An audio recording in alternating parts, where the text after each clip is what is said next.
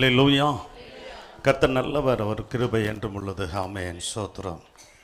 தலையில தாழ்த்தி நாம் ஜெபம் பண்ணுவோம். பரிசுத்தம் உள்ளங்கள் நல்ல தேவனே, ஜீவனுள்ள பிதாவே, ஸ்தோத்திரம். கிருபை இறக்க நிறைந்த நல்ல தகப்பனே, இந்த மனமகிழ்ச்சியான ஆண்டவரே, இந்த நல்ல காலை வேளைக்காய் ஸ்தோத்திரம். காலை தோறும் இந்த கிருபைகள் புதிதாக இருக்கிறபடியால் ஸ்தோத்திரம். இந்த நாளும் ஆண்டவரே, உம்முடைய புது கிருபையை இந்த சபைக்கு நீர் தந்து, ஆண்டவரே, ஊழியக்கார குடும்பத்து பிள்ளைகள் சந்ததிகளுக்கும் விசுவாசி குடும்பத்து பிள்ளைகளுக்கு சந்ததிகளுக்கும் நீர் கொடுத்து கர்த்தர் நீர் ஆசீர்வதிக்க முடியாய், நீர் பாதுகாத்து கொள்ள முடியாய் ஜெபிக்கிறோம் ஐயா. கர்த்தாவே ஸ்தோத்திரம். சபை கொண்டு வருகிற புதிய ஆத்மாக்களையும் குடும்பங்களையும் ரட்சித்து சபையில் சேர்க்க முடியாகவும், ஆண்டவரை மந்தை பெருகுது போல சபையில் மனிதர்களை பெருக பண்ண முடியாகவும், சின்னவன் ஆயிரமும் சிறியவன் பலத்த ஜாதிவாவான், கர்த்தராகி நான் ஏற்ற காலத்தில் அதை தீவிரமாய் நடப்பிப்பேன் என்றபடி வாக்குத்தத்தபடி சபை வளருவது, ஊழியம் வளருவது, அப்பா சின்னவர்களாய் எங்களை ஆயிரமாய் மாற்றுவது உம்முடைய சுத்தம் ஆண்டவரை ஸ்தோத்திராது இந்த சபையில் நிறைவேறட்டும். அதற்கு விரோதமாய் இடையூறாய் தடையாக இருக்கிற எல்லா தடைகளும் மனுஷருடைய தடைகள், எல்லா விதமான பிசாசின் தடைகள் எல்லாவற்றையும் உடைக்கிறோம் இயேசு நாமத்தினாலே அப்புறப்படுத்துகிறோம். ஆண்டவரே, சபையில் தொடர்ந்து ஒரு மனம், ஒற்றுமை, ஏக சிந்தை, ஆண்டவரே ஸ்தோத்திரம் ஐயா.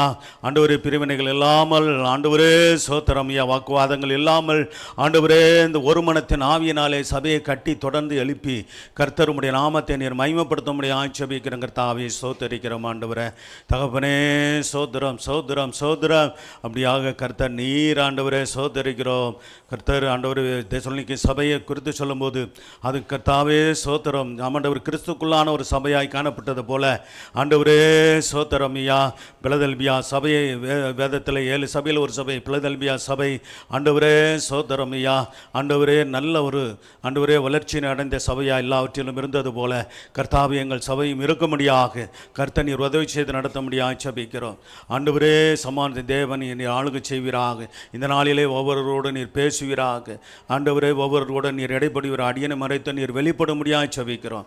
இந்த நாளில் ஏறெடுத்த எல்லா துதி சோத்திரங்கள், பாடல், ஆராதனை, ஆமாண்டவரே, விண்ணப்பங்கள், வேண்டுதல்கள், மன்றாட்டுகள், கர்த்தாவே சோதரம் மட்டுமல்ல ஆண்டவரே, காணிக்க பகுதி, ஜெப பகுதி, செய்தி பகுதி, ஆண்டவரே எல்லாவற்றையும் நீர் ஆசீர்வதித்து விசேஷமாக ஆண்டவரே கர்த்தரின் பந்தியையும் திருவிருந்த ஆராதனையும் ஆசீர்வதித்து தந்து ஆண்டவரே எங்களை நீர் நடத்த போகிற தெய்வக்காக நன்றி சொல்கிறோம். ஜெபங்களும் பதில்தாரும் இயேசு கிறிஸ்துவின் ரத்தம் செய்யும் இரட்சகர் இயேசு நாமத்தில் வேண்டிக் கொள்கிற நல்ல பிதாவே, ஆமென். ஸ்தோத்திரம். இந்த மாதத்துடைய வாக்கு தத்தம் உபாகமம் 31ஆம் அதிகாரம் 6வது வசனத்தை வாசிங்க. உபாகமம் 31ஆம் அதிகாரம் 6வது வசனம். நீங்கள் பலன் கொண்டு திடமனதாக இருங்கள். அப்போ சோத்திர அவர்களுக்கு விரோதமாய் தேவஜனங்கள் இஸ்ரவேலர்களுக்கு விரோதமாக இருந்த எல்லா சத்துருக்கள், எல்லா விதமான புறஜாதி ஜனங்கள் அல்லது அந்நிய ஜனங்கள், ரட்சிக்கப்படாத ஜனங்களுக்கு நீங்கள் என்ன செய்வேனா, பயப்பட வேண்டாம், திகைக்க வேண்டாம். உன் தேவனாகிய கர்த்தர் தாமே உன்னோடு கூட வருகிறார் அல்லது உங்களோடு கூட வருகிறார். ஆமென். அவர் உங்களை விட்டு விலகுவதும் இல்லை, உன்னை கைவிடுவதில்லை என்று சொல்லி சோதர் மோசே சொல்கிறார். அல்லேலூயா. இஸ்ரவேல் ஜனங்களை பார்த்து சொல்கிறார். அதே அதிகாரத்தில் சோத்திரம் 8வது வசனத்தை வாசிங்க. உபாகமம் 31:8. கர்த்தர் தாமே, யோசுவாவே சோத்திரம், எனக்கு பின்பாக தொடர்ந்து ஊழியத்தை செய்ய தெரிந்து கொண்ட தேவனுடைய தாசனே, கர்த்தர் தாமே உனக்கு முன்பாக போகிறவர், அவர் உன்னோடு இருப்பார்ப்பா. அப்போ சோத்திரம். அப்பா தேவனுடைய மனுஷனாகிய மோசேனாலே ஊழியத்தில் வளர்க்கப்பட்டவர் யாருன்னா யோசுவா. சோத்திரம். நல்ல ஒரு கீழ்ப்படிதல் உள்ள, நல்ல ஒத்துழைக்கிற சோத்திரம், ஒரு மனமாய் செயல்படுகிற சோத்திரம் தேவ மனுஷன்தான் யோசுவா. ஹல்லேலூயா. அப்படிப்பட்டவரை தான் என்ன பண்ணார், சோத்திர ஊழியத்தில் சோத்திர மோசைக்கு அடுத்து கர்த்தர் ஊழியத்தில் பயன்படுத்தினார். ஹல்லேலூயா. ஒரு மனமாய் நம்ம சபையில் இருக்கிறார் எல்லாரும், ஒவ்வொருவரும் சகோதரர்களும் சகோதரிகளும் நீங்கள் இணைந்து செயல்படும்போது உங்களுக்குன்னு ஒரு குறிப்பிட்ட ஊழியத்தை சபையிலிருந்து செய்ய கர்த்தர், அதன் மூலமாக கர்த்தருடைய நாமம் மகிமைப்பட கர்த்தர் உங்களை பயன்படுத்துவார். ஹல்லேலூயா. சபையிலிருந்து நல்ல ஒரு மனமாய் செய்யணும், ஒற்றுமையாய் செய்யணும், ஐக்கியமாய் செய்யணும், சந்தோஷமாய் செய்யணும், சமாதானமாய் கர்த்தருடைய ஊழியத்தை நீங்கள் சோத்திரம் இணைந்து செய்யும்போது அந்த சபை வளரும், ஆசீர்வதிக்கப்படும். அல்லேலூயா. அவன் நீங்களும் சபை என்று சொல்லும்போது நீங்கள் தான் கர்த்தருடைய பிள்ளைகளாய் நீங்கள் ஆசீர்வதிக்கப்படுவீர்கள். கர்த்தர் ஸ்தோத்திரம் உண்டாகட்டும். சரி, கர்த்தர் நல்லவர். அப்போ இது பாருங்கள், நம்ம வாசித்த அந்த வேத பகுதியை வாசிக்கலாம். புதிய ஏற்பாட்டில் உள்ள 2 வசனங்களை வாசிக்கணும். எபிரேயர் 13ஆம் அதிகாரம் 5வது வசனம் 6வது வசனத்தை வாசிங்க. பாருங்க, வேதம் சொல்லுகிறது ஆண்டவருடைய பிள்ளைகளுக்கு பணம் தேவை. நல்லா கவனிங்க. சோத்திரம் இப்படி சொல்லும்போது பணம் தேவையில்லை என்று வேதம் சொல்லுகிறதா அப்படி நினைக்கக்கூடாது. இல்லை, பண ஆசை தான் எல்லா தீமைக்கும் வேறாக இருக்கிறது என்று வேதம் சொல்லுகிறது. சோத்திரம். அப்போ கர்த்தர் சோத்திரம் உண்டாகட்டும். நமக்கு பணம் தேவை. நமக்கு தேவையான பணத்தை சோத்திரம் ஒரு குடும்பத்தை நடத்த, சோத்திரம் பிள்ளைகளுடைய படிப்பு, சோத்திர திருமண காரியங்கள், சோத்திரம் எல்லாவற்றுக்கும் பணம் உதவும் என்று வேதம் சொல்லுகிறது. ஹல்லேலூயா. எல்லாவற்றுக்கும் பணம் தேவையாக இருக்கிறது. ஆனால் பண ஆசை சோத்திரம் வேண்டாம் என்று சொல்லப்பட்டு பொருள் தேவை, பொருள் ஆசை வேண்டாம் என்று வேதம் சொல்லுகிறது. ஆமேன். ஹல்லேலூயா. அப்போ நல்ல வசனத்தை நல்லா கவனிக்கணும். அப்போ எப்போதுமே ஆண்டவருடைய வார்த்தை சோத்திரம் ஒன்றுக்கொன்று விரோதமாக இருக்காது. அதாவது சோத்திரம் அது தேவனுடைய வார்த்தை, கர்த்தருடைய வார்த்தை சிறப்பானதாய், நம்மை சீர்படுத்தக்கூடியதாய், நம்மை சோத்திரம் ஆசீர்வதிக்கக்கூடியதான வார்த்தைகள் தான்.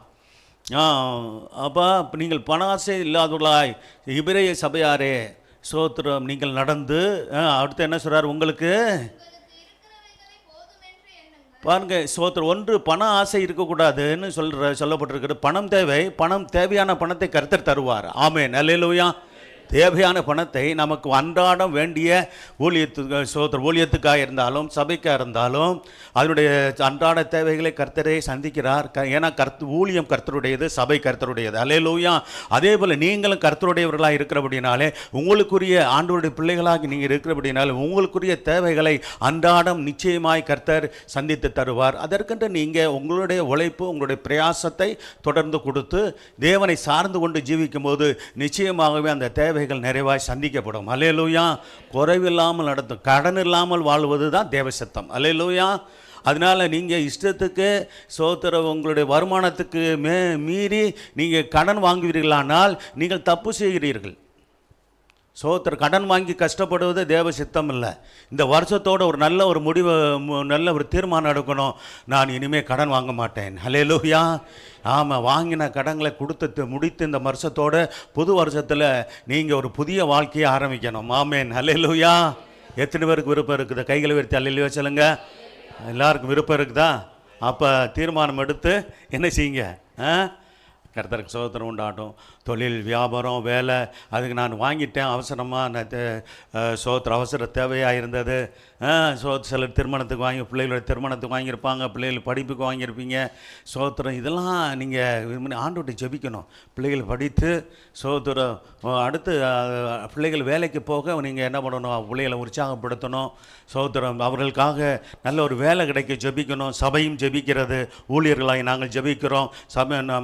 சபைக்குள்ளே வைத்து நீங்கள் சோதனை நீங்கள் இப்போ அநேக ஞாயிற்றுக்கிழமை தான் வர்றீங்க. மற்ற நாட்களில் வர்றவங்களுக்கு தெரியும். சோத்திரம் கூடி வரும்போதெல்லாம் முழு சபைக்காகவும் ஜெபித்து கொண்டே வருகிறோம். அல்லேலூயா. ஆமாம், ஒவ்வொரு குடும்பங்களையும் நினைத்து நாங்கள் சோத்திரம் பண்ணி ஜெபம் பண்ணுகிறோம். ஒவ்வொரு குடும்பங்களும் ஆசீர்வதிக்கப்படணும், அப்பா நிறைவில்லாமல் நிறைவோடு வாழணும், சோதரம் கடன் இல்லாமல் வாழணும் என்று சொல்லி கருத்தோடு கூட ஜெபிக்கிறோம். ஆகவே கர்த்தருடைய பிள்ளைகள் நீங்கள் இதில் நீங்கள் கவனம் செலுத்தணும். கர்த்தருக்கு மகிமை உண்டாகட்டும். நல்லா ஜெபிங்க. கர்த்தர் சொல்ல நீங்கள் பணாசை இல்லாதவர்களாய் நடந்து உங்களுக்கு இருக்கிறவைகள் போதும் என்று எண்ணுங்கள். அப்போ சோத்திரம் நமக்கு ஒரு மாதத்துக்கு போதுமான விதமாய் கர்த்தர் சோத்திரம் உண்டாகட்டும். பாருங்கள், எந்த நிலவில் வரணும்னா, நான் உங்களோட வருமானத்தில் சோத்திரம் ஒருத்தரோ 2 பேரோ, ஒரு குடும்பத்தில் 3 பேர் சோத்திரம் வேலை செய்தாருன்னு சொல்லி அந்த வருமானங்களை சோத்திரம் ஞானமாய் அதை செலவு பண்ண உங்களுக்கு அந்த ஞானத்தை கிருபையை கர்த்தர் கொடுப்பாராக. அல்லேலூயா.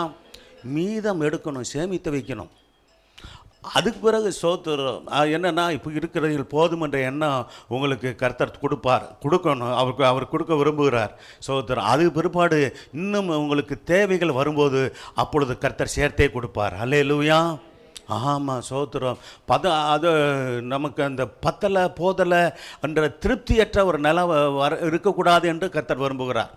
கர்த்தர் சோத்திரம் உண்டாகட்டும். அதற்கு தான் அந்த வார்த்தை சொல்லப்பட்டிருக்கிறது. உங்களுக்கு இருக்கிறவைகள் போதும் என்று எண்ணுங்கள்.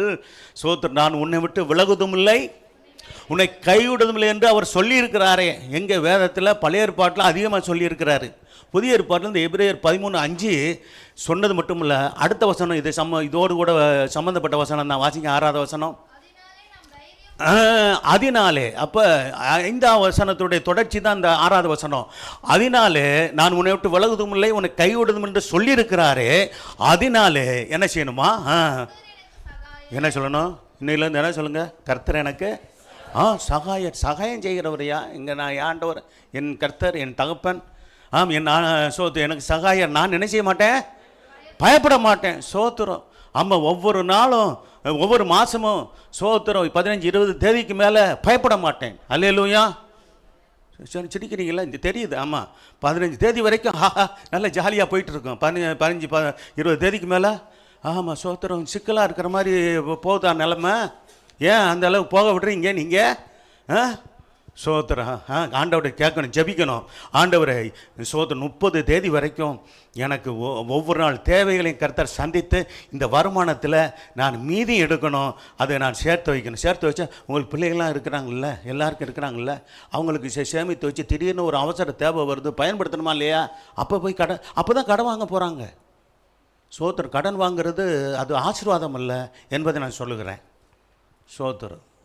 உங்களுக்கு நான் நல்ல தீர்மானம் எடுத்து எங்கள் குடும்பத்தில் இருக்கிற வருமானத்தில் நம்ம சோத்திரம் நம்ம குடும்பத்தை நடத்தணும். ஆனால் ஒரு பட்ஜெட் போட்டுக்கணும். நீங்கள் இவ்வளோ வாடகை செலவு, இவ்வளோ வீட்டு செலவு, சோத்திரம் இது குடும்ப செலவு, சமையலுக்கு இதெல்லாம் முடிக்கிற வாடகை, இது என்னென்ன தேவையோ அதுக்கு இருக்குது எல்லாத்துக்கும், கரண்ட் பில்லு இதுக்கெலாம் நீங்கள் அப்படியே என்ன பண்ணணும், ஒதுக்கி வச்சு இது பண்ணணும். சோத்திரம். அது ஜெபம் பண்ணி வருமானத்தை நீங்கள் வரும்போது சோத்திரம் நீங்கள் கையில் வச்சு ஜெபம் பண்ணுங்க. மாதம் ஒரு முறை தானே அநேகருக்கு வருது. கையில் வச்சு ஜெபம் பண்ணுங்க. சோத்திரம். ஜெபம் பண்ணி இதை அதை ஆசீர்வதித்து இதிலே நான் குடும்பத்தை நடத்த சோத்திரம் தேவனுக்குரியதை தேவனுக்கு கொடுத்து ஆண்டவரே சோத்திரம் ஆசீர்வதித்து எனக்கு சோத்திரம் இதை பெருக பண்ணுங்கப்பா. அல்லேலூயா. அப்படி சொல்லி ஜெபிங்க. இது வரைக்கும் ஜெபிக்கலைன்னா அப்படி ஜெபிங்க. ஜெபிச்சு பாருங்கள். கர்த்தர் சோத்திரம் பெருக பண்ணுவார். சோத்திரம் வீண் செலவுகளை ஆண்டவர் தவிர்க்க பண்ணுவார். சோத்திரம் உங்களை சேமிப்பு அவங்க ஒவ்வொரு மாதமும் பிரச்சனை இல்லாமல் நீங்கள் குடும்பத்தை நடத்த கர்த்தர் வழிகளை திறப்பார். அல்லேலூயா. சோத்திரம். காலமெல்லாம் சொல்லிக்கிட்டு இருக்கக்கூடாது, கடனாக இருக்கிறேன் அப்படின்னு சொன்னோம்னா சோத்திரம். அப்போ நாங்களும் தொடக்கத்தில் அப்படிப்பட்டதான காரியங்களை எங்களுக்கும் கர்த்தருடைய ஊழியக்காரங்க தேவதாசர்கள் என்ன பண்ணாங்க, எங்களை நடத்தின ஊழியக்காரர்கள் ஆலோசனை கொடுத்தாங்க. இப்படி தான் கொடுத்த நீங்கள் தான் என்ன பண்ணணும்? சோத்திரம் ஒரு வைராக்கியம் கொள்ளணும். நான் கடன் இல்லாமல் வாழ்வேன் என்று தீர்மானிக்கணும். அதற்கேற்ற முயற்சிகளை எடுக்கணும் நீங்கள் அப்படின்னு ஆலோசனை கொடுத்தாங்க. அதைத்தான் நான் உங்களுக்கு கொடுக்குறேன். அல்லேலூயா. சரி. அப்போ கர்த்தர் எப்படி சொல்லணும்? அதனாலே நாம் தைரியம் கொண்டு, நான் உன்னை விட்டு விலகுவதும் இல்லை, உன்னை கைவிடுவதும் என்று கர்த்தர் சொல்லியிருக்கிறாரே. அதனாலே தைரியம் கொண்டு என்ன சொல்லணுமா? இன்னிலேருந்து என்ன சொல்லுங்கள்? நான் கர்த்தர் எனக்கு சகாயர். சொல்லுங்களேன். கர்த்தர் எனக்கு சகாயர், நான் பயப்படேன். மனுஷன் எனக்கு என்ன செய்வான்? சோத்திரம். எந்த மனுஷன்? கடன் கொடுத்தவன் எனக்கு என்ன செய்வான்னு சொன்னிக்கிட்டு இருந்தால் வேலை நடக்காது. கடன் கொடுத்தவன் கடனை கேட்பான், வட்டி இங்கிட்ட சேர்த்து கேட்பான். சரிதானே? சும்மா அதாவது சோத்திரம். அதனால் அதுக்கு இந்த வார்த்தை சொல்லப்படலை. சும்மா நம்ம உலக மனிதர்கள் தேவையில்லாமல் நம்ம தொல்லை கொடுக்க மாட்டாங்க. அல்லேலூயா. சோத்திரம். தேவையில்லாத சிக்கல்லாம் மாட்டிக்கிறக்கூடாது. சோத்திரம். மற்றவர்களுக்கு உதவி செய்ய போகிறோன்ட்டு என்னது ஜாமீன் போட போகிறது, இதெல்லாம் தவிர்த்துடணும். ஆண்டவருடைய பிள்ளைங்க வீண் சிக்கல்லாம் மாட்டிக்கிறீங்க. சோத்திரம். உங்கள் காரியங்களை நீங்கள் பாருங்கள். கர்த்தர் சோத்திரம் உண்டு. அதே சமயத்தில் ஷூரிட்டின்னு சொல்லுவாங்க இங்கிலீஷில், அது போட போகிறது. சோத்திரம். மற்றவர்களுக்கு உதவி செய்வாங்க. ஒரு உதவி நீங்கள் சைன் போட்டிங்கன்னா எனக்கு ஒரு உதவி கிடைக்கும், எங்களுக்கு ரொம்ப புண்ணியமாக இருக்கும், உங்களுக்கு புண்ணியமாக இருக்கும், அப்படிலாம் சொல்லுவாங்க. சோத்திரம். அதிலெல்லாம் அது ஈடுபடக்கூடாதுன்னு வேதம் எச்சரிக்கிறது. அல்லேலூயா. அப்புறம் கையில் சூருட்டி இதெல்லாம் போட்டு ஏதாவது ஒரு இதில் மாட்டி பேங்க் லோனு ஏதாவது ஒன்றுக்கு போய் மாட்டிக்கிட்டிங்கன்னா அவங்க கட்டலைன்னா நீங்கள் கட்ட வேண்டியதாகி போயிடும். சோத்திரம். இதிலெல்லாம் ஞானமாக நடந்து கொள்ளணும். அது சபையில் இருக்கிற விசுவாசிகளும் சரி இந்த மாதிரி காரியங்களில் சிக்கிக்குள்ளாதீங்க. தேசம் கடன் கொடுக்கறது, கடன் வாங்குறது, வட்டிக்கு கொடுக்கறது, வட்டி வாங்குறது, இதெல்லாம் சபையில் இருக்கக்கூடாது. ஹல்லேலூயா. சோத்திரம். இதெல்லாம் வாங்குங்க, கொடுத்துங்க, நல்லா இருங்க அப்படின்னு சொல்லின்னு எதிர்பார்க்காதீங்க. ஹல்லேலூயா. வேதவசனம் அப்படி சொல்லலை. வேதவசனம் எப்படி சொல்லுதோ அப்படி தான் நாங்கள் சொல்ல முடியும். ஆமென், அல்லேலூயா. சோத்திரம். சரி, சந்தோஷமாக இருங்க. அல்லேலூயா.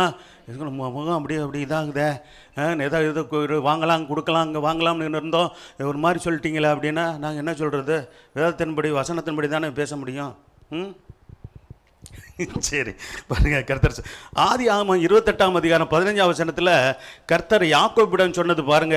சோதரர் என்ன சொல்றார்? ஆதியாகமம் 28:15 வாசிங்க. நான் உன்னோட இருந்து என்ன சொல்றாரு? மகனே, இது யாக்கோபே, நான் உன்னோட இருப்பேன்ப்பா. நீ போகிற இடத்துல எங்கே போகிறாரு? எந்த இடத்துல எந்த சமயத்தில் சொல்லப்பட்டது? கர்த்தர் சோதரம் உண்டாடு தகப்பன் தாயை விட்டு எங்கே போகிறாரு? மாமா வீட்டுக்கு போகிறாரு. மாமா வீட்டுக்கு போகும்போது இரவு நேரமாகிடுச்சு. ஒரு கல்லை தலையில் வச்சு அவர் படுத்திருக்கும் போது பெத்தேல் என்ற சோதரம் அவரோட இடத்துக்கு வர்றாரு. அதுக்கு முன்னாடி அதுக்கு பேர் என்னவா இருந்துச்சான்? லூஸ் என்ற பேர் இருந்துச்சுன்னு சொல்லப்பட்டு அந்த இடத்துல வரும்போது சோதரம் அவருக்கு ஒரு சொப்பனத்தை கர்த்தர் கொடுக்குறார். சோத்திரம், ஒரு ஏணி வைக்கப்பட்டு இருக்கிறது. சோத்திரம், தேவதூதர்கள் ஏறுகிறவர்களும் இறங்குகிறவர்களுமா இருந்தாங்களாம். அல்லேலூயா. சோத்திரம். அந்த ஏணி தான் நம்முடைய கர்த்தராகிய இயேசு கிறிஸ்து. அல்லேலூயா. சோத்திரம், அவர் மூலமாக தான் எங்கே போக முடியும்? பரலோக ராஜ்யத்துக்கு பிரவேசிக்க முடியும். அங்கேருந்து கர்த்தர் அந்த ஏணியின் நுனியிலிருந்து கர்த்தர் பேசுகிறார். யார் கூட பேசுகிறார்? யாக்கோபோடு பேசுகிறார். அப்போ பேசுகிறது தான் இந்த ஒரு வசனம். அதுக்கு மேலேயும் வசனம் இருக்குது. நீங்கள் வீட்டில் போய் அதுக்கு முன்னாடி வசனங்கள்லாம் வாசித்து பாருங்க. நான் உன்னோட இருந்து என்ன செய்வேன்? போகிற இடத்துலலாம் உன்னை காத்து நடத்துவேன் யாக்கோப்பு. வாசிங்க. மறுபடியும் இந்த தேசத்துக்கு திரும்பி வர பண்ணுவோம்ப்பா. நீ அந்த தேசத்திலே உன் மாமாவோட நீ இருக்க போகிறதில்ல. 20 வருஷம் அங்கே இருந்தார். எங்கே இருந்தார்? யாக்கோப்பு மாமா வீட்டில் 20 வருஷம் இருந்தார். அவருடைய 2 மகள்களை கல்யாணம் பண்ணார். சோத்திரம், அந்த 2 மகள்களும் சோத்திரம் போட்டி போட்டுக்கிட்டு என்ன பண்ணாங்க? வேலைக்காரிகளை கொடுத்து என்ன பண்ணாங்க? மொத்தம் 12 பிள்ளைகள் ஆகி போச்சு. 12 இல்லை, 12 + 1 தீனாலோடு சேர்த்து 13 பிள்ளைகள். ஆண் பிள்ளைகளே 12 பேர். சொல்ல போகிறீங்களா? அப்போ சோத்திரம் கொடுத்து அங்கேருந்து திரும்பி வராங்க. உன்னை திரும்பி வர பண்ணுவேன் சொன்னது மாதிரி திரும்பி வர பண்ணார். அங்கே காத்தார். அங்கே எவ்வளோ அவருக்கு பிரச்சனை. 10 முறை அவங்க மாமா சம்பளத்தை மாற்றினாராம். அல்லேலூயா. உன்னை திரும்பி வர பண்ணுவேன், நான் உனக்கு சொன்னதை செய்யும் அளவு உன்னை கைவிடுவதில்லை. அல்லேலூயா. இன்றைக்கி கர்த்தர் வேதத்தின் மூலமாக உங்களுக்கு சொல்லுகிற வாக்குத்தத்தத்தை கொண்டு இன்றைக்கி உறுதிப்படுத்துகிறார். நான் மகனே, மகளே, சபையாரே, நான் உங்களை விட்டு விலகுவதும் இல்லை, நான் உங்களை கைவிடுவதும் இல்லை. அல்லேலூயா. இது பாருங்கள், வேதத்தில் 7 தடவை சோத்திரம் 7 தடவை இந்த வார்த்தைகள் இருக்கிறத நீங்கள் பார்க்கலாம். கர்த்தர் சோத்திரம் உண்டாடு. இன்னும் கூட இருக்கலாம். நான் சோத்திரம் ஆராய்ந்து பார்த்த வரைக்கும் இவர் 7 வசனங்கள் நான் எடுத்து உங்களுக்கு கொடுத்துருக்குறேன். நீங்கள் இதுக்கு மேலே தியானித்து பாருங்கள், தேடி பாருங்கள். இன்னும் கூட வசனங்கள் இருக்கக்கூடும். கர்த்தர் சோத்திரம் உண்டாகட்டும். உபாகமம் 4:31 கூட வாசிங்க. உபாகமம் 4:31.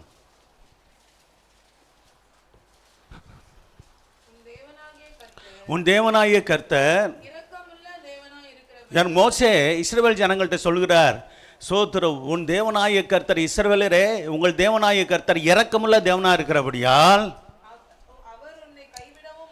நம்முடைய ஆண்டவர் எப்படிப்பட்ட ஆண்டவர்? நம்முடைய கர்த்தர், நம்முடைய தேவன் எப்படிப்பட்டவர்? அவர் இரக்கமுள்ள தெய்வம். அல்லேலூயா. இரக்கம் செய்கிறவர். சோத்திரம், நம்முடைய ஆண்டவரை குறித்த நல்ல ஒரு நம்பிக்கை இருக்கணும்.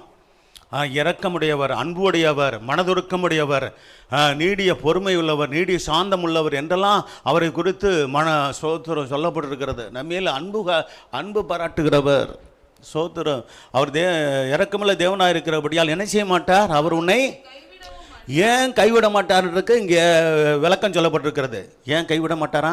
அவர் இரக்கமுள்ள தெய்வமாக இருக்கிறபடினால் கைவிட மாட்டார். இதை மறக்கக்கூடாது. சோத்திரம், ஏன் அது விளக்கம் நல்லா இருக்குது இந்த வார்த்தை. சோத்திரம், ஏன் கைவிட மாட்டார்னா அவர் இரக்கமுள்ள தேவன். அவர் சோத்திரம் எப்பொழுதுமே அவர் தம்முடைய ஜனங்கள் மேல் இரக்கம் உள்ளவர். நீங்கள் பழைய ஏற்பாடு காரியங்கள்லாம் பாருங்கள். அந்த ஜனங்கள் தவறு செய்ய போதெல்லாம் அவர்கள் நீதியின்படி அவர்களை சிட்சித்தார். நீதியின்படி சில இடங்களில் சில சமயம் தண்டித்தாலும் கூட அநேக வேலையிலே அவர்கள் மேல் இரக்கமுள்ளவராய் மனதுருக்கமாய் இருந்து அநேக முறை அவர்களை காப்பாற்றினார். அல்லேலூயா. அது வேதம் முழுவதும் இருக்குது. அதனால் அவர் இரக்கமுள்ளவராக இருக்கிறார்ன்ட்டு இஸ்ரவேல் ஜனங்களை போல் துணிகரமாக பாவம் செஞ்சிடக்கூடாது. அல்லேலூயா. இஸ்ரவேலருடைய வாழ்க்கை நமக்கு ஒரு திருஷ்டாந்தமாக எச்சரிப்பாக எழுதப்பட்டிருக்கிறது. அவர்கள் பல நியாயாதிபதி புத்தகத்தில் வாசித்து நாம் தியானித்து கொண்டு வருகிறோம். ஒரு வேத பாடமாக சனிக்கிழமையில் அதில் பாருங்கள், மறுபடியும் அந்த ஜனங்கள் என்ன பண்ணுவாங்க? ஆமாம், சோத்திரம் பாவம் செய்வாங்க. சோத்திரம் இதனால் அவர்கள் அடிமைத்தனத்துக்குள்ளாக சோத்திரம் போய் விடுவார்கள். பிற்பாடு அங்கே தேவனை நோக்கி கதறும்போது தேவன் இரக்கமுள்ள தேவன் அவர்களை மன்னித்து சோத்திரம் அவர்கள் இரக்கம் செய்து ஒரு நியாயாதிபதி எழுப்புவார். அவன் யுத்தம் பண்ணி அவர்களுக்கு ஆதரவாக இருந்து சோதரம் சில வருஷம் 20 வருஷம் 40 வருஷம் ஒரு அமைதியான வாழ்க்கை வாழ்வாங்க. சரி, இப்படிப்பட்ட சூழ்நிலையை தேவன் அவரை தேடும்போது, அவரை நோக்கி கூப்பிடும்போது, அது நம்ம சோதரம் இப்படி நமக்கு உதவி செய்கிறாரே என்று உணராமல் மறுபடியும் அவர்கள் பாவம் செய்து, குறிப்பாக சோதரம் அந்நிய ஜனங்களோடு கலந்து பெண் கொடுத்து பெண் எடுத்து விக்கிர ஆராதனை செய்து இப்படி தேவனை துக்கப்படுத்தின காரியங்களில் சோத்திரம் பைபிளில் சொல்லப்பட்டிருக்கிற நியாயாதிபதி புத்தகத்தில் சோத்திரம் அந்த காரியங்கள் அடுத்தடுத்த சுழற்சியாக அந்த காரியங்கள் வந்து கொண்டு இருக்கிறதை நீங்கள் பார்க்கலாம், நீங்கள் வாசித்திருக்கலாம். கர்த்தர் சோத்திரம் உண்டாகும். அப்போ உன் தேவனாய கர்த்தர் இரக்கமுள்ள தேவனாய் இருக்கிறபடியால் அவர் உன்னை கைவிட மாட்டார், உன்னை ஹல்லேலூயா. அப்போ சோத்திரம் இஸ்ரவேல் ஜனங்களை அவர் அழிக்கணுன்றது தேவ சித்தம் இல்லை. சில முறையாக சொன்னார், கர்த்தர் சோத்திரம் உண்டாகட்டும். அவர்கள் கீழ்ப்படியாமல் முரட்டாட்டம் பண்ணி கடின கழுத்துள்ளவர்களாய் சோத்திரம் தேவனை துக்கப்படுத்தின போதெல்லாம் தேவன் துக்கப்பட்டாலும் கூட கர்த்தர் சோத்திரம் உண்டாகட்டும் அநேக வேளையிலே அவர்களுக்கு இரக்கம் செய்து மன்னித்து அவர்கள் அழிக்காமல் காத்தார். அல்லேலூயா. கர்த்தர் சோத்திரம் உண்டாகட்டும். சில சமயங்களில் அவருடைய நீதியின்படி சில சமயம் தண்டனை கொடுத்தார் என்பதும் இருக்கிறது, வேதத்தில் இருக்குது. பல வேளைகளிலே சோத்திரம் அவர்களை அழிக்காமல் காத்தது இரக்கமுள்ள தேவனாய் இருந்தபடினாலே அவர்களை கைவிடவில்லை என்பதும் வேதத்தில் சொல்லப்பட்டிருக்கிறது. உன் பிதாக்களுக்கு தாம் ஆணையிட்டு கொடுத்த உடன்படிக்கையை என்ன செய்ய மாட்டார்? மறக்கவும் மாட்டார். ஆபிரகாம் ஈசாக்கு யாக்கோப்புக்கு கொடுத்த உடன்படிக்கையை சோத்திரம் மறக்க மாட்டார். அவருடைய சந்ததிகளுக்கு அதை நிறைவேற்ற அவர் மறக்கவில்லை, அதை நிறைவேற்றினார் என்று பார்க்குறோம். கர்த்தர் சோத்திரம் உண்டாகட்டும். அதே வேளையில் 1 நாளாகமம் 28:20 தாவீது தன் குமாரன் சாலமோன் இடத்துல சொல்லுகிற காரியத்தை வாசிக்க கேட்கலாம். நோக்கி என்ன சொன்னாரு? எதை நடப்பிக்கும்படி சொல்லப்பட்டது? தேவாலயத்தை கட்டும்படி சோதரம் தேவன் என்ன பண்ணாரு? கர்த்தர் சோதரம் உண்டாகட்டும். தாவீதை தெரிந்து கொள்ளல, கர்த்தர் சாலமோனை தெரிந்து கொண்டார். தாவீது ஆலயத்தை கட்ட விரும்பினார். ஆனால் சோத்திரம் ஆண்டவர் சொல்லிட்டார், நீ கட்ட வேண்டாம், உன் குமாரனாகிய சாலமோன் எனக்கென்று ஆலயத்தை கட்டுவான். ஹல்லேலூயா. அப்படியே கீழ்ப்படிந்தார். ஹல்லேலூயா. கர்த்தர் சோத்திரம் உண்டாகட்டும். சிலர் நினைப்பாங்க, நான் விரும்பினேன், நான் ஆசைப்பட்டேன், ஆகவே நான் நினைச்சது நடக்கணும். நோ, சோத்திரம் கர்த்தர் என்ன நினைக்கிறாரோ அதைத்தான் நம்முடைய வாழ்க்கையில் செய்யணும். ஹல்லேலூயா. ஆமாம், சோத்திரம். ஊழியத்திலையும் அப்படித்தான், சபையிலும் அப்படித்தான். கர்த்தருடைய சித்தம் எதுவோ, கர்த்தர் என்ன விரும்புகிறாரோ அதை ஊழியர்கள் மூலமாக வெளிப்படுத்தி அதை சபைக்கு அறிவிப்பார். அப்படி கர்த்தருடைய பிள்ளைகள் எல்லாம் இணைந்து ஒரு மனமாக இருந்து தேவ சித்தத்தை நாம் நிறைவேற்ற கடனாளிகளாக இருக்கிறோம். ஆமென். ஹல்லேலூயா. கர்த்தர் நல்லவர். அப்போ சோத்திரம் சொல்கிறார், நீ பலம் கொண்டு தைரியமாக இருந்து ஆலயம் கட்டுக்கிற வேலையை நடப்பி மகனே, நீ பயப்படாமலும். ஏன்னா பெரிய வேலை, அந்த வேலையை செய்கிறதுக்கு ஒரு பயம் இருந்திருக்குது. சாலமோனுக்கு கலக்கம் இருந்திருக்கிறது. அதனால தான் சொல்கிறாரு, பயப்படாமல் கலங்காமலும் இரு, தேவனாய கர்த்தர் என்னும் என் தேவன் யாரோடு இருப்பார்? உன்னோடு இருப்பார். ஹல்லேலூயா. ஆமாம், சோத்திரம். என் தேவன்ப்பா, அவருக்கு முன்னோர்களின் தேவன் மட்டும் இல்லை, உனக்கும் தேவன் தான். சோத்திரம். அவர் உன்னோடு இருப்பார். கர்த்தருடைய ஆலயத்தை கட்டுவதற்கு சகல கிரியைகளையும் நீ முடித்து தீர மட்டும். ஆமாம், தொடக்கத்துலேருந்து முடிவு வரைக்கும் எல்லா வேலையும் முடித்து தீர மட்டும் என்ன செய்வார்? அவர் உன்னை விட்டு விலகவும் மாட்டார், உன்னை கைவிடவும் மாட்டார். ஹல்லேலூயா. அப்படியே நடத்தினாரா? பார்த்தீங்களா? சோத்திரம் பெரிய வேலையாக இருந்தது. ஆயிரக்கணக்கான பேர் வேலை செஞ்சாங்க. சோத்திரம் அந்த ஆலயம் கட்டுவதற்கு தெரியுங்களா? சோத்திரம் மரம் வெட்டுவதற்கு கல் ஊற்றி எதுவுமே சோத்திரம். இப்போ இது சோத்திரம் வீடு கட்டுறதுக்கு ஒரு ஆலயம் கட்டுறதுக்கு பாருங்கள், செங்கலை வச்சு உடைச்சி அப்படி சோத்திரம் அப்படிலாம் கட்டுறாங்களே, அங்கே அப்படி செய்யலாம். எல்லாமே ஏற்கனவே ரெடி பண்ணி வச்சு அப்படியே கொண்டு வந்து அப்படி செட் பண்ணாங்களாம் கற்கள் எல்லாம். சோத்திரம் இந்த வேலையை நடக்கலை, வெட்டி ஒட்டுறது வேலை இல்லை, அங்கெல்லாம் எல்லாம் ரெடி பண்ணி அப்படியே வந்து செட்டிங் பண்ண வேலையை தான் செஞ்சாங்களாம். அப்போ அந்த அளவுக்கு பணி தீர்த்து அப்படின்ட்டு இருக்குது அந்த வசனம். சரி, சோதரன் கர்த்தருடைய ஆலயத்தை கட்டுகிறதுக்கு அடுத்த சகல கிரியைகளையும் நீ முடித்து தீர மட்டும் அவர் உன்னை விட்டு விலக மாட்டார், உன்னை கைவிட மாட்டார் அப்படின்னு சொன்னார். சொன்னீங்களா? அதே போல் அவர் செஞ்சார். ரைட்டு, சாலமோன் செஞ்சார். கர்த்தர் சோத்திரம் பிற்பாடு அவருடைய ஜீவியத்தில் சில தடுமாற்றம் வந்தது. சோத்திரம் இந்த நாளில் சோத்திரம் யோசுவா 1:5 வாசிங்க. யோசுவா 1:5. யார்கிட்ட சொல்கிறாரு? கர்த்தர் சோத்திரம் உண்டாகட்டும். யோசுவாகிட்ட கர்த்தர் சொல்கிறார். இப்போ மோசே மரிச்சிட்டார். இந்த தருணத்தில் மோசே மரிச்சிட்டார். இப்போ யோசுவாவின் காலம். யோசுவா புஸ்தகத்திலிருந்து அந்த காரியத்தை நம்ம வாசிக்கிறோம். 1:5 நம்ம வாசிக்கும் போது யோசுவாவோடு கூட கர்த்தர் பேசும்போது கர்த்தர் என்ன சொல்கிறாரு? நீ உயிரோடு இருக்க நாளெல்லாம் உனக்கு முன்பாக எதிர்த்து நிற்பதில்லை. பாருங்கள், அது சோத்திரம் ரொம்ப கவனமாக இருக்கணும். கர்த்தர் சகோதரம் உலகத்தாராக இருந்தாலும் சரி, கர்த்தர் சகோதரம் உண்டாகட்டும். நல்ல கவனிங்க, ஊழியர்களுக்கு விரோதமாக எழுந்து நின்று ஜெயம் எடுக்க முடியாத சில பிரச்சனைகளை, சில கஷ்டங்களை, சில வேதனைகளை கொண்டு வர்றாங்க, முயற்சி பண்ணுறாங்க. சில விதமான சில கஷ்டங்கள்லாம் ஊழியத்து நிமித்தம் வரத்தான் செய்யுது. கர்த்தர் சகோதரம் உண்டாகட்டும். கர்த்தர் பாருங்கள், அப்படிப்பட்ட சூழ்நிலையிலும் கர்த்தர் என்ன செய்கிறாரு? அருமையான ஒரு வாக்கு தத்துவம். உயிரோடு இருக்கும் நாளெல்லாம் சோத்திரம் உண்மையான ஊழியர்களுக்கு, அழைக்கப்பட்ட ஊழியர்களுக்கு விரோதமாக ஒருவரும் எதிர்த்து நிற்க முடியாது. அல்லேலூயா. அதே போல் சபைக்குள்ளும் யாரும் என்ன செய்ய முடியாது. நல்ல கவனிங்க. ஆமாம், ஊழியர்களுக்கு விரோதமாக எதிர்த்து நின்று ஜெயம் பெற முடியாது. அல்லேலூயா. ஒரு நாள் என்ன செய்யாதீங்க, சோத்திரம் தேவனுக்கு விரோதமாகவோ தேவனுடைய ஊழியர்களுக்கு விரோதமாகவோ கர்த்தர் சோத்திரம் பேசக்கூடாது, செயல்படக்கூடாது. ஹல்லேலூயா.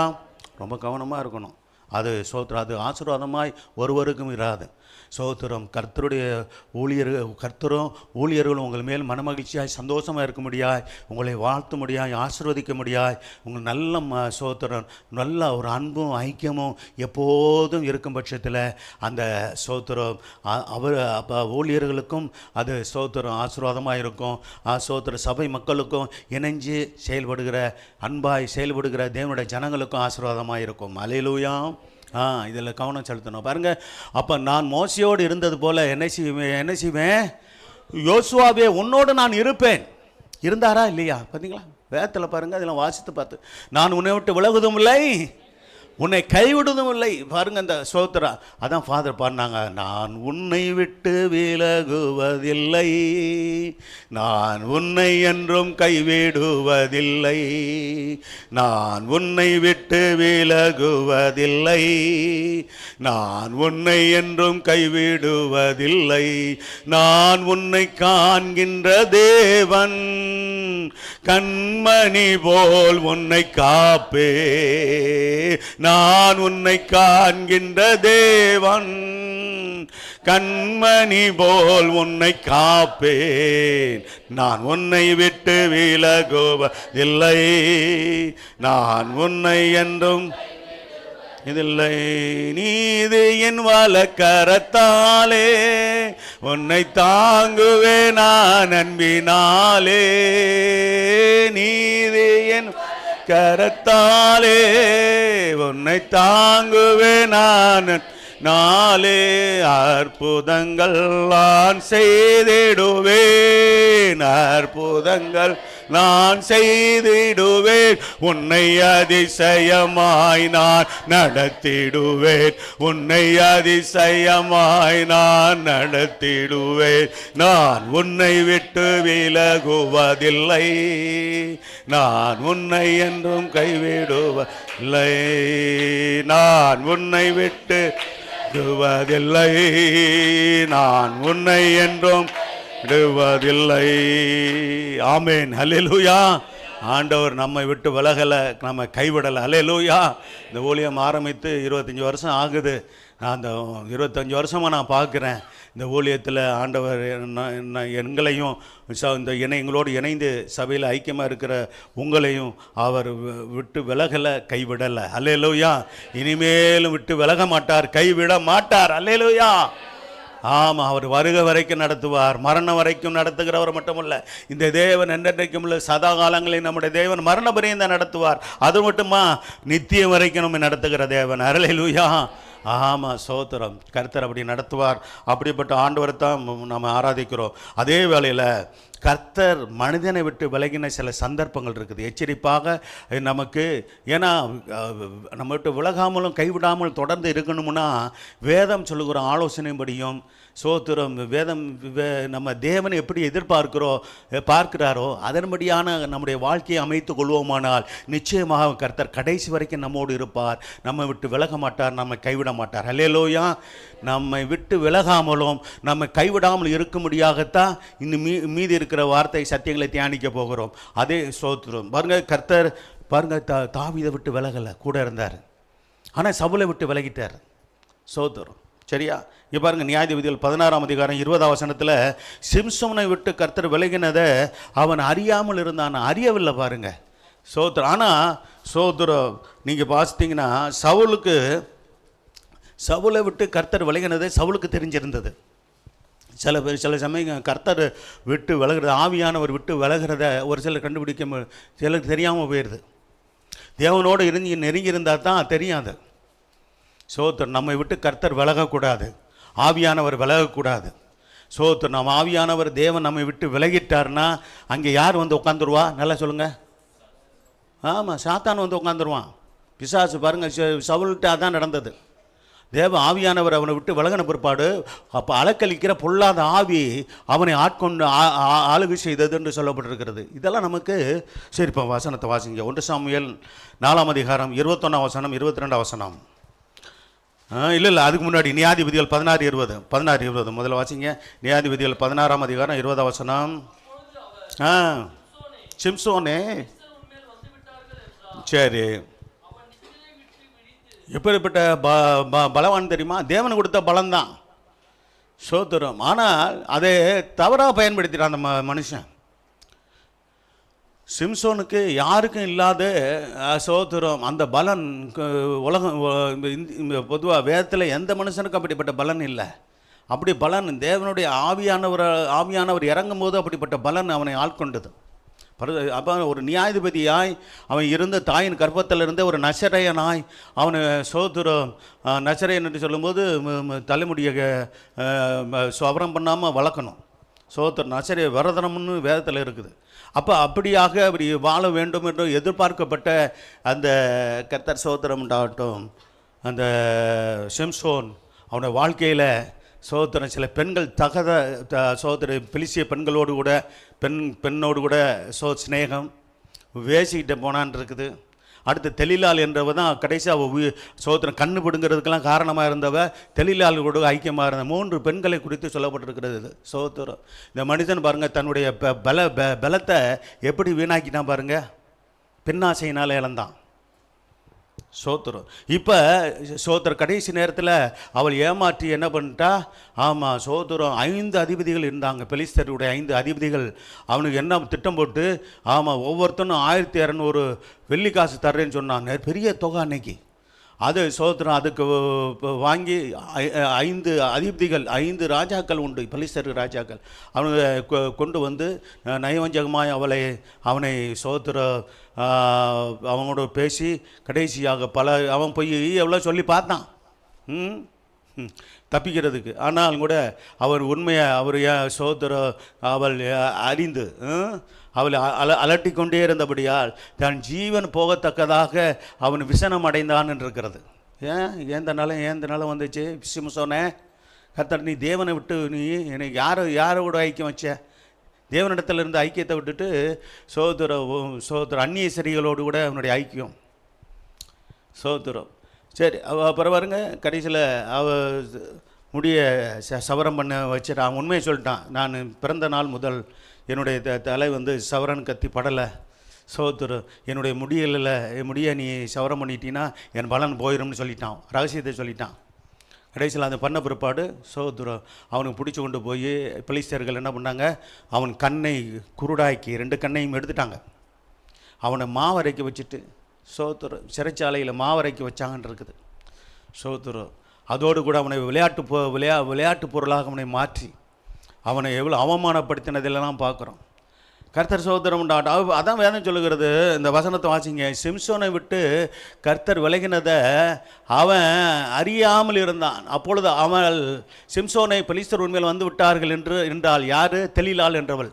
அவன் நித்திரை விட்டு விழித்து, ஆமாம், யார் மடியில் படுத்து கிடந்தானா?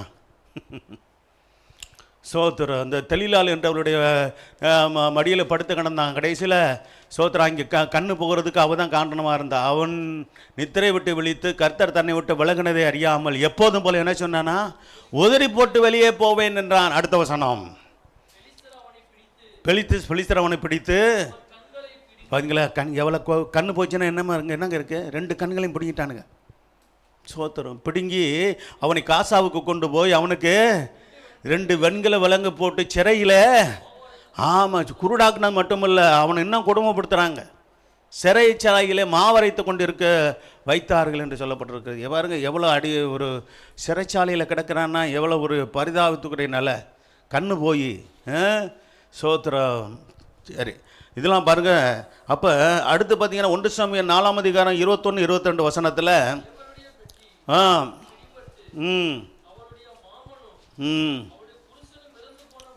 ஏலியின் மருமகள் பினகாசின் மனைவி சோத்திரம். இவள் நல்ல மருமக.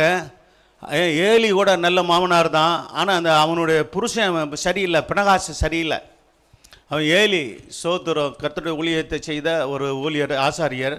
ஆனால் அவனுடைய சோத்திரம் மகன் பினகாசு சரியில்லாதவனாக இருந்தான். சோத்திரம் அவங்க 2 பிள்ளைகளும் சரியில்லாமல் இருந்துட்டாங்க. சோத்திரம் தேவனை எதிர்பார்க்கிற விரும்பினபடி வாழலை. சோத்திரம் அதாவது போஜன பிரியர்களாக இருந்தாங்க. அதோடு கூட வேறு மாம்ச இச்சையிலும் விழுந்து போனாங்க. இதெல்லாம் வேதத்தில் சோத்திரம் எச்சரிப்பாக எழுதப்பட்டிருக்கிறது. தேவனுடைய பெட்டி பிடிபட்டுச்சு. யுத்தத்தில் கர்த்தர் சோத்திரம் உண்டாகட்டும் ஒரு யுத்தம் ஒன்று வந்துச்சு. அந்த யுத்தத்தில் பெலிஸ்தர் என்ன பண்ணாங்க, தேவனுடைய பெட்டியை பிடிச்சு கொண்டு போயிட்டாங்க. அவளுடைய மாமனும் அவளுடைய புருஷனும் என்ன செஞ்சாங்களாம்? யாருடைய மாமன்? ஏலி. புருஷன் யார்? சோத்திர பினகாஸ். இறந்து போனபடியா யுத்தத்தில் இறந்து போனாங்க. அவள் மகிமை இஸ்ரேல் விட்டு போயிட்டு என்று சொல்லி, மகிமை இஸ்ரேல் விட்டு போயிட்டு என்று சொன்னால் கர்த்தர் அவர்களை விட்டு போய்விட்டார் என்று அர்த்தம். அல்லேலூயா. தேவனுடைய மகிமை எங்கே இருக்கிறதோ அங்கே கர்த்தர் இருக்கிறார். அல்லேலூயா. நம்ம தேவனுடைய மகிமை இருக்குதா? கர்த்தருடைய பிரசன்னம் உங்களோடு இருக்குதா? சோத்திரம் சபையில் மட்டும் இருக்குதா? எல்லா இடங்களிலும் கர்த்தருடைய பிரசன்னம், தேவ மகிமை உங்களை ஆட்கொண்டு இருக்கிறதா? நல்லா கவனிக்கணும். சோத்திரம் இல்லாட்டி வாரத்தில் ஒரு நாள் தான் தேவ மகிமை உங்களோடு கூட காணப்படுகிறதா? தினமும் காணப்பட தினமும் ஜெபம் பண்ணுங்க. அல்லேலூயா. தேவ மகிமை தினம் தானே வேணும். தேவனுடைய பாதுகாப்பு தினமும் தானே வேணும். அப்போ தினமும் ஆண்டவரை தேடுங்க, தினமும் ஆண்டவரை நோக்கி பாருங்க, ஜெபம் பண்ணுங்க, 1 மணி நேரம் ஆண்டவர்கிட்ட செலவு பண்ணுங்க. தேவ மகிமை ஒவ்வொரு நாளும் உங்களோடு இருக்கிறது நிச்சயம். அல்லேலூயா. தெளிவாக சொல்லிடுறேன். நீங்கள் தேடாமல் வாரத்தில் ஒரு நாள் தேடுகிற வந்தீங்கன்னா வாரத்தில் ஒரு நாள் தேவ மகிமை வெளிப்படும். சோத்திரம். ஆனால் மற்ற நாட்கள் அப்போ தேவ மகிமை நம்ம விட்டு போகாதபடிக்கு தேவ பிரசன்னம், தேவனுடைய சமூகம் நம்ம எப்போதும் நம்மோடு இருக்க நாம் தான் கவனமுள்ளவர்களாக இருக்கணும். அல்லேலூயா. ஆமாம். நல்ல துதி, சோத்திரம், பாடல், ஆராதனை, ஜெபங்கள், விண்ணப்பங்கள், மன்றாட்டு இதெல்லாம் நம்முடைய வீட்டிலிருந்து துணிக்கப்படணும். கர்த்தர் சோத்திரம் உண்டாகட்டும். போயிட்டு எப்போ வருங்க இறந்து போனபடியால் அவள் மகிமை இஸ்ரேல் விட்டு போயிட்டு என்று சொல்லி அந்த பிள்ளைக்கு பாருங்க இக்கப்போத்து என்று பெயரிட்டாங்கண்ணா. பார்த்தீங்களா? ஒரு பிள்ளை பிறக்குது, சோத்திரம். ஆனால் அந்த தாய் அது பிறகு இறந்து போகிறான். யார்? பினகாசனுடைய மனைவி இறந்து போகிறா. பாருங்கள், சோத்திரம். அப்படி எனக்கு முன்னாடி இருக்குது பாருங்கள். சரி, அடுத்த வசனம் வாசிங்க. தேவனுடைய பெட்டி பிடிபட்டு போயிட்டு பிடிபட்டு போனபடியால் மகிமை இஸ்ரவேலை விட்டு, யார் தனிப்பட்ட ஒருத்தரை விட்டு இல்லை, யாரை விட்டுலாம் போயிடுச்சு? முழு இஸ்ரவேலை விட்டு போயிடுச்சு. மகிமை இஸ்ரவேல் விட்டு விலகி போயிட்டு என்றால் பார்த்தீங்களா எவ்வளோ பெரிய காரியங்களை சொல்லிட்டு செத்து போச்சு அந்த அம்மா. அப்போ அந்த ஏலியுடைய மருமகள் இறந்து போயிடுச்சு. பினகாசுடைய மனைவி இறந்து போயிடுச்சு. சோத்திரம் துக்கத்தோடு மறிக்குது அந்த சகோதரி. எவ்வளோ வேதனை பற்றிங்களா? சோத்திரம் இது இப்படிப்பட்ட ஏன் பாதிப்பு வருது? தேவனை விட்டு விலகி போனதுனாலே. சோத்திரம் அந்த பிள்ளைகள் விலகி போனதுனால, சோத்திரம் இஸ்ரவேலர்கள் பாவம் செய்ததுனால தேவனுடைய பெட்டி பிடிபட்டு போனதுக்கு காரணம் இஸ்ரவேலர்களுடைய பாவம். கர்த்தர் சோத்திரம் உண்டாகட்டும். சரி, அடுத்து பார்த்தீங்கன்னா 1 சாமுவேல் 16:14 கர்த்தரோட ஆவி சவுலை விட்டு நீங்கினார், சவுலை புல்லாத ஆவி கலங்க பண்ணிட்டான். பாருங்க, வாசிக்கலாம். கர்த்தருடைய ஆவி சவுலை விட்டு நீங்கினார், கர்த்தரால் வரவிடப்பட்ட ஒரு பொல்லாத ஆவி என்ன பண்ணிச்சான்? அவனை கலங்க பண்ணி கொண்டு இருந்தது. அல்லேலூயா. நல்ல சோத்திரம். எப்போதுமே நம்ம சொல்லுவோம், கர்த்தருடைய ஆவியானவரே, அல்லேலூயா, என்னை விட்டு நீ போகாதிரும். அல்லேலூயா. சோத்திர தாவீது சொன்னார், சோத்திர நிலைவரமான ஆவி என்னுள்ள புதுப்பியும் ஆண்டவரே, இரட்சணிச்சன் சந்தோஷத்தை திரும்ப எனக்கு தாங்கப்பா. அல்லேலூயா. ஆமாம், சோத்திர பாவம் செய்த போது கதறினார் அவர். சோத்திரம், ஆவியானவரே என்னை விட்டு விலகி போகாதிருங்க, நான் பாவம் செய்து உண்மைதான், நான் மன்னிச்சிருங்க, இனிமேல் நான் பாவம் செய்யாமல் வாழ நான் ஒப்பு கொடுக்குறேன்னு ஒப்பு கொடுத்தாருங்க. அதுதான் சங்கீதம் 51ஆம் அதிகாரம். அல்லேலூயா. ஆமாம், வெக்கப்படாமல், ஒரு ராஜா என்ற ஒரு வெக்கப்படாமல் சோத்திரம் தானும் மனம் திரும்புவதையும், ஆமாம், ஒரு சில தவறுகளை விழுந்து போனவர்கள் எழுந்து தாவீதை போல சோத்திரம் உறுதியாய் தேவனுக்கு வாழ வேண்டிய அவசியத்தை வெளிப்படுத்த முடியாகவே ஆவியானவர் சோத்திரம் தாவீதை கொண்டு சங்கீதம் 51 எழுத வைத்தார். அல்லேலூயா. ஆமாம், சங்கீதம் 51 வாசித்து பாருங்கள். அப்படி பண்ணுறதுனால சோதரம் தாவீதை போல் நம்ம பாவம் செஞ்சிடலாம், தப்பிக்க பண்ணிடுவார். இல்லை, அப்படி துணிகரமாக நம்ம ஒருத்தர் செஞ்சிடக்கூடாது. அல்லேலூயா. அது அவர்லாம் எச்சரிப்பு. எவ்வளோ பெரிய தண்டனை வந்துச்சு யாருக்கு? தாவீதுக்கு. ஆமாம், ராஜ்யத்தில் எவ்வளோ பெரிய பாதிப்பு, குடும்பத்தில் எவ்வளோ பெரிய பாதிப்பு. காரணம் என்ன? யாரையும் ஆண்டவர் விட்டு விட மாட்டார். அல்லேலூயா.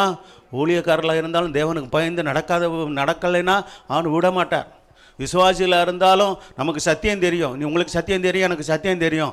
சத்தியத்தை கேட்குறீங்க. சத்தியம் நல்லா தெரியணும்னா வேதத்தை தினமும் வாசிக்கணும். அல்லேலூயா.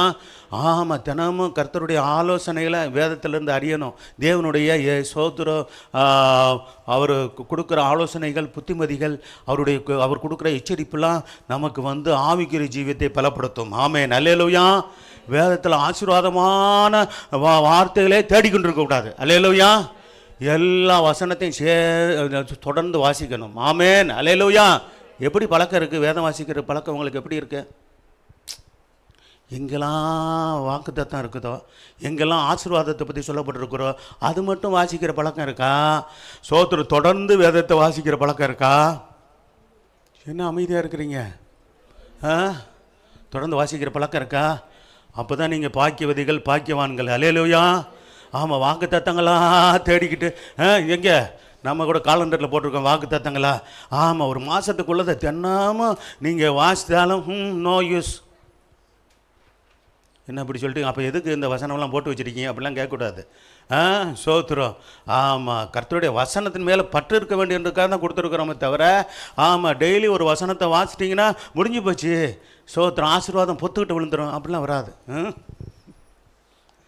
உங்களுக்கு நிறைவான ஆசீர்வாதம் வேணும்னா தொடர்ச்சியாக வேதத்தை வாசிங்க. அல்லேலூயா. நான் செய்கிறத சொல்கிறேன், இதுதான் ஒழுங்குமுறைகள். சோத்திரம். அப்போ இதெல்லாம் வாசிக்கும் போது, பழைய ஏற்பாட்டெலாம் வாசிக்கும் போது சோத்திர உபாகமம் 28ஆம் அதிகாரத்தில் 1 to 14 வசனம் நல்லா இருக்குயா. அது பிறகு வாசிக்க போனால் ஒரே பயமாக இருக்குயா. 28, 29 அங்கங்கே பார்க்கும்போது உன்னை அப்படி பண்ணிடுவேன், இப்படி பண்ணிடுவேன், நீ ஒழுங்காக நடக்கலைன்னா உன்னை தண்டிப்பேன், கண்டிப்பேன்லாம் சொல்கிறாரு, உன்னை சிச்சிப்பேன்லாம் சொல்கிறாரு. பயமாக இருக்குது. என்ன, எதுக்கு பயப்படணும்? அதுதானே நமக்கு எச்சரிப்பு உண்டாக்கி நம்ம நல்வழியில் நடத்தக்கூடிய வார்த்தைகள். அல்லேலூயா. எத்தனை பேர் விசுவாசிக்கிறீங்க? அல்லேலூயா. என்ன அப்படி தான் நடத்தியிருக்குது. நான் விசுவாசியாக இருக்கும்போது, ஆமாம், தொடக்கத்தில் எனக்கு கொஞ்சம் ஒரு மாதிரி தான் இருந்தது. சோத்திரம், உங்களை மாதிரி நானும் பயந்தேன் தான் ஒரு நேரத்தில். அப்புறம் கர்த்தர் பேசினார், எங்கள் ஊழியக்காரங்களாம் சொல்லி கொடுத்தாங்க. அதுதான் சபையாரே, தேவனுடைய ஜனங்களே, உங்களை உணர்த்தி உங்களை நல்வழிப்படுத்துறதுக்கு எச்சரிப்பின் வசனம், புத்திமதியின் வசனம், கர்த்தர் சோத்திரம் உண்டா கண்டிப்பின் வசனம் அவசியம் உங்களுக்கு. அல்லேலூயா. ஆமாம், ஊழியர்களுக்கும் அவசியம், விசுவாசிகளுக்கும் அவசியம். ஆமென். ஆமென் சொல்லுங்களேன். அல்லேலூயா. Praise the lord. சோத்திரம். கர்த்தர் நல்லவர். அப்போ பார்த்தீங்களா, ஆமாம், கர்த்தருடைய ஆவியானவர் என்னை விட்டு உங்களை விட்டு போகவே கூடாது. ஹல்லேலூயா. அதுக்காகவே ஜெபிக்கணும். ஆவியானவரை உம்முடைய அபிஷேகத்தை கொடுங்க, என்ன நிரப்பி என்ன உம்முடைய வழியில் நடத்துங்க. எனக்குள்ளாக நீர் இருந்து அசோத்தர் எந்த அசுத்த வல்லமையும் அசுத்த ஆவியும் என்னை அணுகாதபடிக்கு பாதுகாத்து கொள்ளுங்க. ஹல்லேலூயா. ஆமாம், நம்ம பரிசுத்த ஆவியானவர் எப்போ நம்மை விட்டு விலகுவார்னா, துணிகரமாக பாவம் செய்து சோத்திர தேவனை விட்டு பின்வாங்கும் போது நம்மை விட்டு விலகி விடுவார்னு வேதம் எச்சரிக்கிறது. சவுலு தேவனுடைய சித்தத்தை நிறைவேற்றாமல் சுயசித்தம் செய்தபடினாலே சோத்திரம் தேவ ஆவியானவர் சவுலை விட்டு விளங்கினார். நாமும் தேவ சித்தம் செய்வோம், சுயசித்தம் நம்மை தவறான வழியில் நடத்திவிடும். அதை செய்யாதபடிக்கு நம்மை தடுத்து தேவன் ஆட்கொண்டு நடத்துவாராக. அல்லேலூயா. கர்த்தர் நாம என்னை உங்களை நடத்தட்டும் கர்த்தர். சோத்திரம். அடுத்து பாருங்க, ஆனால் சோத்திரம் யாருக்கு நம்ம கர்த்தர் சோத்திரம். சிம்சோனுக்கு கர்த்தர் விலகினதை தெரியல, ஆனால் சவுலுக்கு தெரிஞ்சிருந்துச்சு. பாருங்க, சவுலுக்கு தெரிஞ்சிருந்ததா? தெரிஞ்சது. 1 சாமுவேல் 18:12 வாசிங்க. சோத்திரம். ஒரு சிலருக்கு தெரியாமல் இருக்கும், ஒரு சிலருக்கு தெரியும். பார்த்தீங்களா, எங்கே போயிட்டாரு ஆவியானவர்? யாரோடு இருந்தவர் எங்கே போயிட்டாரு? ஆமாம், சோத்திரம். ஒரு நேரம் சவுலோடு இருந்தவர் தான். அபிஷேகம் பெற்று கர்த்தர் ஊழியத்தை செய்தாருன்னா கர்த்தர் அவருக்குள்ளே இருந்தாருன்னு அர்த்தம். பிற்பாடு பார்த்தீங்கன்னா, இந்த தேவனுடைய தேவன் ஒரு பாவம் செய்த போது, கீழ்ப்படியாமல் நடந்த போது, தேவன் யார்? ஈசாயன் குமாரனாகிய குமாரனுடைய குடும்பத்தில் சோத்திரம் தாவீதை தெரிந்து கொண்டு சாமுவேல் மூலமாக அபிஷேகத்தை கொடுத்தார். கர்த்தர் சோத்திரம். பரிசுத்த ஆவியானவர் அவர் மேலே தங்கியிருந்தார் என்று சொல்லப்பட்டிருக்கிறது. சரி, இப்போ என்னாச்சு? கர்த்தர் தாவீதோடு கூட இருக்கிறார் என்றும் தன்னை விட்டு விலகி போனார் என்றும் சவுல் கண்டுட்டான். பார்த்தீங்களா, சவுல் கண்டு என்ன செஞ்சானா? தாவீதுக்கு பயந்து. 1 சாமுவேல் 18:12 ஸ்க்ரீனில் கூட நீங்கள் பார்க்கலாம், போடப்படுகிறது.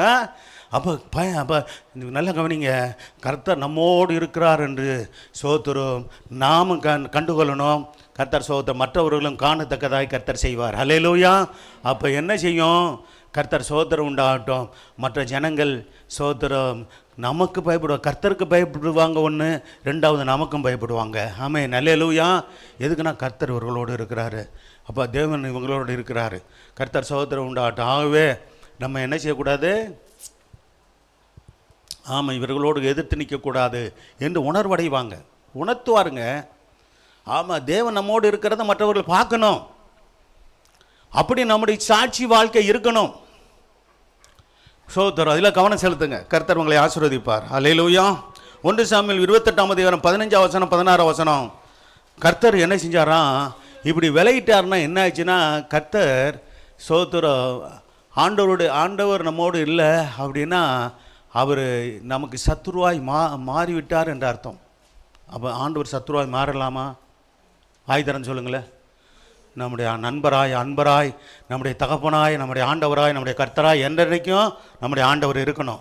சத்துருவாய் மாறுவதற்கு சோதரர் யார் காரணம்? தவறு செய்கிறவர்கள், பாவம் செய்கிறவர்கள் தான் காரணம். பாருங்க, வசனத்தை வாசிங்க. 1 சாமுவேல் 28 15 16 சாமுவேல் சவுலை நோக்கி எலும்பி வர பண்ணி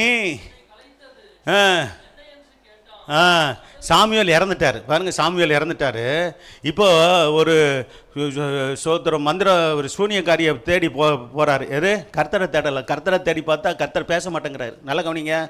சோத்திரம். கர்த்தருக்கு பிரியமில்லாமல் தொடர்ந்து பாவம் செய்துக்கிட்டே இருந்தால் கர்த்தர் நம்மோடு பேச மாட்டார். சொல்லுங்கள்.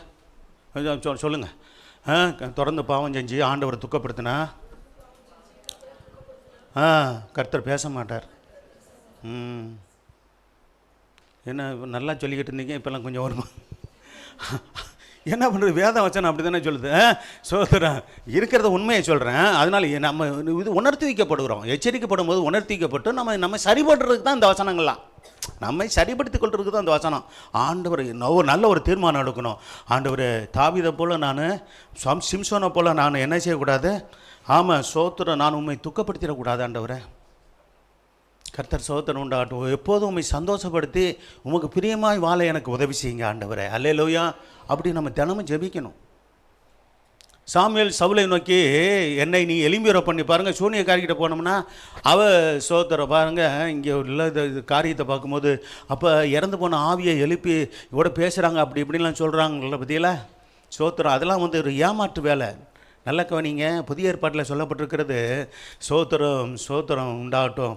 என்ன சொல்லப்பட்டிருக்குதுன்னா, அப்போ சோத்திரம் அதாவது அசுத்த ஆவியும் தேவனுடைய என்னவா சோத்திரம். அந்த வசனம் நல்லா இருக்கும். சோத்திரம் என்ன பண்ண அப்போஸ்தலன் பவுல் மூலமாக கர்த்தர் சொல்லுகிற ஒரு வார்த்தை என்னவென்றால், யாரை எதை தரித்து கொள்வானா அந்த அந்த வசனத்தை வாசிங்கப்பா. ஒளியின் தூதனோட டக்குன்னு எனக்கு வாயில் வரல. சரி, வாசிக்கலாம், அந்த வசனத்தை வாசிக்கலாம். சாத்தானும் ஒளியின் தூதனுடைய வேஷத்தை என்ன செய்வான்? எத்தனாவது வசனம்? 2 கொரிந்தியர். நல்ல கவனிங்க சோத்திரம், இதை நல்லா தெரிஞ்சுக்கொள்ளணும். அதனால சோத்திரம் பைபிளில் இருக்குதே, இறந்து போனவங்களை எழுப்பி பேசலாம்னு. அதனால எங்கள் தாத்தா கூட நான் பேசுகிறேன், செத்து போன எங்கள் பாட்டன் கூட பேசுகிறேன், பாட்டி கூட பேசுகிறேன். ஆமாம், போய் மாட்டிக்கிறாதீங்க. உங்களை வச்சு நல்லா காசு கறந்துருவான். யாரை கறந்துருவான்? சோனியக்காரன், மந்திரவாதி கறந்துருவான். போய் அங்கங்கே ஏமாந்துட்டு வந்துட்டு, ஐயோ நாங்கள் தெரியாமல் போய் எப்படி ஏமாந்துட்டோமே. ஆமாம் சோத்திரம், எல்லாம் முன்கூட்டி எல்லாம் சொல்லிடுறோம். நல்லா கவனமாக இருந்து உங்களை காத்துக்கொள்ளுங்க, உங்களுக்குள்ள ஆசீர்வாதத்தை காத்துக்கொள்ளுங்க. அல்லேலூயா. இப்படி அங்கங்கே போகாதீங்க. சோத்திரம். சரி, 2 கொரிந்தியர் 11:14 வாசிக்கலாம். அது ஆச்சரியம் இல்லை, அதுக்கு முன்னாடி வசனம் கூட வாசிக்கலாம். என்ன சொல்லப்பட்டிருக்கிறது? நல்லவருங்க இப்படி இருக்கிறாங்க, கள்ள அப்போஸ்தலர்கள் இருக்கிறாங்க. அடுத்து என்ன செய்கிறாங்க? கபடமுள்ள விளையாட்கள் இருக்கிறாங்க. சோத்திரம். அந்த நாட்களில் இருந்தாங்க, இந்த நாட்கள் அதிகமாக இருக்கிறாங்க. அதனால எல்லாரையும் ஒரே மாதிரி மதிப்பிடாதீங்க. நல்ல ஊழியர்கள் இன்றைக்கி உண்டு, நான் இல்லைன்னு சொல்ல வரல. நல்ல அப்போஸ்தலர்கள் உண்டு, நல்ல தீர்க்கதரிசிகள் உண்டு, நல்ல சுவிசேஷர்கள் உண்டு, நல்ல மேய்ப்பர்கள் உண்டு, நல்ல போதகர்களும் உண்டு. அல்லேலூயா. ஆனால் அதே போல் சோத்திரம் தவறான ஆட்களும் இன்றைக்கி இருக்கிறாங்க. நீங்கள் ரொம்ப கவனமாக இருக்கணும். அல்லேலூயா. ஆமாம், நல்ல ஒரு ஐக்கியம், நல்ல ஒரு ஸ்தாபனம், நல்ல ஒரு பரிசுத்தவான்கள் கீழே இருந்து தேவனுக்கு பயந்து நல்ல ஒரு ஊழியம் செய்கிற சோத்திரம் தேவனுக்கு பிரியமாக வாழ்கிறவர்களை நீங்கள் பாருங்கள். கர்த்தர் சோத்திரம் உண்டாகட்டும். ஆமாம், எல்லாரையும் என்ன பண்ணக்கூடாது, பைபிளை கையில் வச்சுருந்தாங்கன்னா உடனே அப்படியே நம்புகிற பழக்கங்கள்லாம் விடுங்க. சோத்திரம். யாராவது போயிட்டாங்கன்னா, பைபிளை தூக்கிட்டு வீட்டு பக்கம் போயிட்டாங்கன்னா பார்த்துட்டிங்கன்னா, சோத்திரம் ஊழியக்காரங்களா வாங்கய்யா அப்படின்னா முடிஞ்சு போச்சு. உங்களுக்கு வந்து ஆபத்து வருதுன்னு அர்த்தம். அல்லேலூயா. ரோட்டில் போகிறவங்க வர்றவங்களாம் சிலருக்கு இந்த ஒரு நல்ல கருத்தர்கள் வளரல. எதுக்குன்னா பைபிள் வாசிக்கிறவங்களுக்கு அதுங்களுக்கு தெளிவு தெரியும். நல்ல சோத்திரம் ஜெபிக்கிறவங்களுக்கு வெளிப்பாடு தெரியும். அப்படி இல்லாதனால தான் என்ன பண்ணுறாங்க, சரி நாங்கள் கூப்பிடலாங்க, அவங்களாம் வந்துட்டான்னு கூட சொல்லுவீங்க. அப்படியும் கூட இருக்கும். சோதர வீடு கிறிஸ்டின் வீடுன்னா பிரைஸ்லாடு அப்படின்னு வாங்க. யார்? கர்த்தரே கொண்டு வந்துட்டார் ஒரு இவங்க நினைக்கிறது. எனது கர்த்தரே கொண்டு வந்துட்டார். அவங்க வந்தவொடனே நல்லா செட்டிங்கோடு வருவாங்க. என்ன செட்டிங்கோடு வருவாங்க? உங்களை கொண்டு தான் கர்த்தர் பேசினார், பெரிய திட்டம் வச்சுருக்கிறோம் நாங்கள் ஊழியத்தில். ஆமாம், உங்களை தான் சோத்திரம் 20,000 ரூபா கொடுக்க சொல்லி கர்த்தர் பேசினாருங்க. அவங்களோட பேசினவர் உங்களோட பேசணும்ல. ஆனால் அவங்களோட தான் பேசியிருப்பார். அப்படியா ஆண்டவர் பேசிட்டார் அவங்கள்ட்ட அப்படின்ட்டு இவங்க என்ன கடன் வாங்கி கொடுக்குறது, இல்லாட்டி இருக்கிறது கொடுக்குறது. இப்படிலாம் போய் மாட்டிக்கிட்டு முழிக்காதீங்க. அல்லேலூயா. ஆமாம், ஊழியக்காரங்க நாங்கள் அந்த மாதிரிலாம் ஏமாற்றிக்கு உங்கள்கிட்ட வந்து எதுவும் வாங்கியிருக்கிறோமா? சோதரன் கர்த்தருக்கு உண்மையாக இருங்க. கொடுக்குற காணிக்கை மற்ற காரியங்கள் அதோடு இருந்த தனிப்பட்ட முறையில் உங்கள்கிட்ட எதுவும் வந்து நாங்கள் வசூல் வேட்டை நடத்திக்கிட்டு இருக்கோமா? இது புக்கெல்லாம் போட்டு இந்த சர்ச்சுக்கு தேவைன்னு போய் அதாவது உங்களுக்கு இது போட்டு நான் எதுவும் வாங்கினோமா? என்னது கட்டும்போது கூட சபை கொடுங்க தேவை இருக்குதுன்னு சொல்லணுமே தவிர, ஏதாவது சில இடங்களில் என்ன பண்ணுறாங்க, ஆமாம் சோத்திரம் ரிசிப்ட் போட்டு ஆமாம் சோத்திரம் இவ்வளோ கொடுக்கணும் அப்படிலாம் இது போட்டுலாம் வாங்குகிறாங்க. சில சபைகளை உண்டு. இதெல்லாம் நம்ம செய்யலை, விசுவாச ஊழியம் செய்கிறோம். அல்லேலூயா. அப்படிப்பட்டவர் கள்ள அப்போஸ்தலர்கள், கபடமுள்ள வேலையாட்கள், கிறிஸ்தனுடைய அப்போஸ்தலரின் வேஷத்தை தரித்து கொண்டவர்களாக இருக்கிறார்கள். பார்த்தீங்களா? அப்படிப்பட்ட ஆட்கள் நிறையா இருக்கிறாங்க. அந்த நாட்கள் இருந்தாங்க. இந்த நாட்கள் ரொம்ப அதிகமாகவே இருக்கிறாங்க. அதனால எச்சரிக்கையாக இருங்க. அல்லேலூயா. உங்களுக்கு ஒரு சபை போதும், ஒரு ஊழியக்காரர் போதும். அல்லேலூயா. ஒரு ஸ்தாபனம் இருக்குது, நமக்கு ஒரு ஐக்கியம் இருக்குது, நல்ல பரிசுத்தவானாகிய ஃபாதர் அப்பா இருக்கிறாங்க. சோத்திரம். நம்ம கீழே சென்னையில் சோத்திரம் பாஸ்டர் சுவாமிதாஸ் நமக்கு தலைமை போதகராக இருக்கிறாங்க. நல்ல ஆலோசனைகள் கொடுத்து நல்ல நடத்துகிற கர்த்தருடைய தாசர்கள் சோத்திரம் நம்ம ஐக்கியங்களில் உண்டு. அல்லேலூயா. அதனால் சோத்திரம் தேவன் உண்மையாக இருந்தால் போதும். சோத்திரம் அது சொல்லப்பட்டிருக்கு. அடுத்த வசனம் தான் பாருங்கள், ரொம்ப முக்கியம். அது ஆச்சரியம் அல்லவே, அப்போஸ்தலரின் வேஷத்தை இங்கே தரித்து கொண்டு இருக்கிறார்கள் சொல்லப்பட்டிருக்கிறது. அப்போஸ்தலர்கள் அல்ல, ஆனால் அப்போஸ்தலர்கள் வேஷத்தை தரித்து கொள்கிறார்கள். சோத்திரம். ஆமாம், தீர்க்க தரிசிகள் அல்ல, தீர்க்க தரிசிகளுடைய வேஷத்தை தரித்து கொள்கிறார்கள். சோத்திரம். சுவிசேஷர்கள் அல்ல, சுவிசேஷருடைய வேஷத்தை தரித்து கொள்கிறார்கள். சோத்திரம். மேய்ப்பர்கள் அல்ல, மேய்ப்பர்கள் வேஷத்தை தரித்து கொள்கிற ஒரு கூட்டம். ஆமாம், போதகர்கள் இல்லை, போதகர்கள் வேஷத்தை தரித்து கொள்கிற ஒரு கூட்டம். வேதம் சொல்கிறது, தெளிவாக சொல்கிறேன். ஆமாம், இது ஆச்சரியம் இல்லை. சாத்தானும் என்ன செய்வானா, ஒளியின் தூதனுடைய, அப்படின்னா தேவதூதன் ஒளியின் பிரகாசமாக இருக்கிற தேவனோடு இருக்கிற அந்த தூதன் பிரகாசமாக இருப்பான். அந்த ஒளியின் தூதனுடைய வேஷத்தை யார் தரித்து கொள்வான்? பிசாசு தரித்து கொள்வான். நல்லா கவனிக்கணும், ஏமாந்து போயிடக்கூடாது. ஒரு சோத்திரம். இன்னும் சொல்ல போனால் பிசாசின் மூலமாக அற்புதம் செய்கிற ஆவிகள் செயல்படும் என்று வேதம் சொல்கிறது. கடைசி நாட்களில் இந்த காரியங்கள்லாம் இருக்கிறது. கர்த்தர் சோத்திரம் உண்டாகட்டும். சரி, இது ரொம்ப கவனமாக இருந்து இந்த கடைசி காலத்தில் நம்ம காத்துக்கொள்வோம். சோத்திரம். அதுதான் சொல்லப்பட்டிருக்கிறது. சோத்திரம். அப்போ 1 சாமுவேல் 28 15 16 இப்போ மறுபடி வாசிக்கலாம். அது முழுமையாக வாசிச்சிடலாம். சாமுவேல் சவுலை நோக்கி, என்னை கலைத்தது என்ன? அதற்கு சவுல் என்ன சொன்னார்? நான் மிகவும் பார்த்தீங்களா, நெருக்கம் ஏன் வருது? தேவனுக்குள்ளே இருந்தால் இந்த நிலைமை வந்திருக்காது சவுலுக்கு. காரணம் என்ன? தேவனை விட்டு விலகிட்டார். சோத்திரம். தொடக்கத்தில் தாழ்மையோடு நடந்து கொண்டவர். சோத்திரம். ஆனால் பிற்பாடு ராஜ்யம் வந்த பிற்பாடு சோத்திரம் தேவனுக்கு கீழ்ப்படியாமல் தேவனுக்கு எதிர்த்து நின்று செயல்பட்டபடியினாலே சோத்திரம் அமலேக்கனை முழுமையாக அழிக்கணும்னு சொன்னால் அதை செஞ்சுருக்கணும். அதை செய்யாமல் அரைங்குறைமாக செஞ்சுட்டு நான் அதை செஞ்சேன் இதை செஞ்சேன் இல்லை. சோத்திரம். முழுமையாக தேவனுடைய வார்த்தையில் கீழ்ப்படிஞ்சு நடக்காவிட்டால் சோத்திரம் பாதி செஞ்சாலும் தேவன் அதை அங்கீகரிக்க மாட்டார். அல்லேலூயா. ஏற்றுக்கொள்ள மாட்டார். முழுமையாக எதை செய்யணும்னு எதிர்பார்க்குறாரு, அது முழுமையாக செஞ்சால் தான் கர்த்தருடைய பார்வையில் சரியானது. சவுல் என்ன செஞ்சார்? அமலேக்கன் அழிக்கணும்னு சொல்லும்போது பாதி காரியங்களை செஞ்சார், பாதி காரியங்களை செய்யலை. சோத்திரம். அதனால் அவர் சோத்திரம் தேவன் கீழ்ப்பிடிஞ்சதாகவே அவர் எடுத்துக்கொள்ளலை. வாசிக்கலாம். நான் மிகவும் நெருக்கப்பட்டிருக்கிறேன், பிலிஸ்தர் எனக்கு விரோதமாக யுத்தம் பண்ணுகிறார்கள். தேவனும் என்ன செஞ்சிட்டாரு? கைவிட்டுட்டாரு. பாருங்க, தேவன் கைவிட்டதை அங்கே வெக்கமில்லாமல் சொல்கிறத பார்க்கணும். யார்கிட்ட? சோத்திரம். ஆமாம், அதாவது எலும்பி வர பண்ண அந்த ஆவி. சோத்திரம். பாருங்க, எலும்பி வர பண்ணுகிற ஆவி ஒரு சோத்திரம் எப்படிப்பட்டதாக இருக்குதுன்னா, சால்வை போட்டு ஒரு பெரிய மனுஷன் வர்றதாக காண்பிக்குது. அப்போ இவன் என்ன நினச்சிக்கிட்டாப்புல? சோத்திரம் சாமுவேலை தான் இருக்குன்னு நினச்சிக்கிட்டாப்புல. யார்? ஆனால் உண்மையாகவே கர்த்தர் சோத்திரம் உண்டாகட்டும், இறந்து போனவங்கள ஒருத்தர் எழுப்ப முடியாது. அல்லேலூயா. இதுதான் உண்மை. அப்போ எழுந்து வந்த ஆவி சோத்திரம் சவுலை ஏமாற்ற முடியாது வந்த சோத்திரம் பொல்லாத ஆவி தான் அது. சாத்தானுடைய ஆவி தான் அது. தெரியுதா உங்களுக்கு? வாசிங்க. அருளுகிறதில்லை, ஆகையால் நான் செய்ய வேண்டியதை நீர் எனக்கு சோத்திரம். யாரை கொண்டு அதை எழுப்ப பண்ணது? அங்கே சூனியக்காரி. சோத்திரம் ஏற்கனவே இந்த சூனியக்காரிகள்லாம் தேசத்தை தொட்டு விரட்டினது கர்த்தருடைய வார்த்தையின்படி செஞ்சது இந்த சவுல் தான். ஆனால் அந்த வார்த்தையின்படி அவனே பின்னாடி நடக்கலை. பரலங்க. ஒரு நெருக்கம் வருது. நெருக்கம் ஏன் வருது அப்படின்னா, தேவனை விட்டு விலகினபடினாலே, தேவனுக்கு கீழ்ப்படியாதனால சோத்திரம் வந்த பாதிப்பு. அடுத்த வசனம். அதற்கு சாமுவேல், கர்த்தர் உன்னை பாருங்க, அசுத்தாவியோட சொல்லுது பாருங்க, உண்மையை சொல்லுது பாருங்க. கர்த்தர் உன்னை விட்டு விலகி உனக்கு சத்துருவாய் மாறி போயிட்டாரப்பா இருக்கும்போது நீ என்னிடத்தில் கேட்பானே. கர்த்தர் உன்னை விட்டு விலகியாச்சு, உனக்கு சத்துருவாய் இருக்கும்போது நீ என்னிடத்தில் கேட்பானேன்னு சொல்லிட்டு அடுத்த வசனம் கூட முக்கியமான வசனம் தான். வாசிக்கலாம். யார்கிட்ட ஆட்சியோ அது அந்த உனக்கு இருக்கிற அந்த இதை உன் பிள்ளைகளுக்கு கொடுக்க போகிறதில்ல.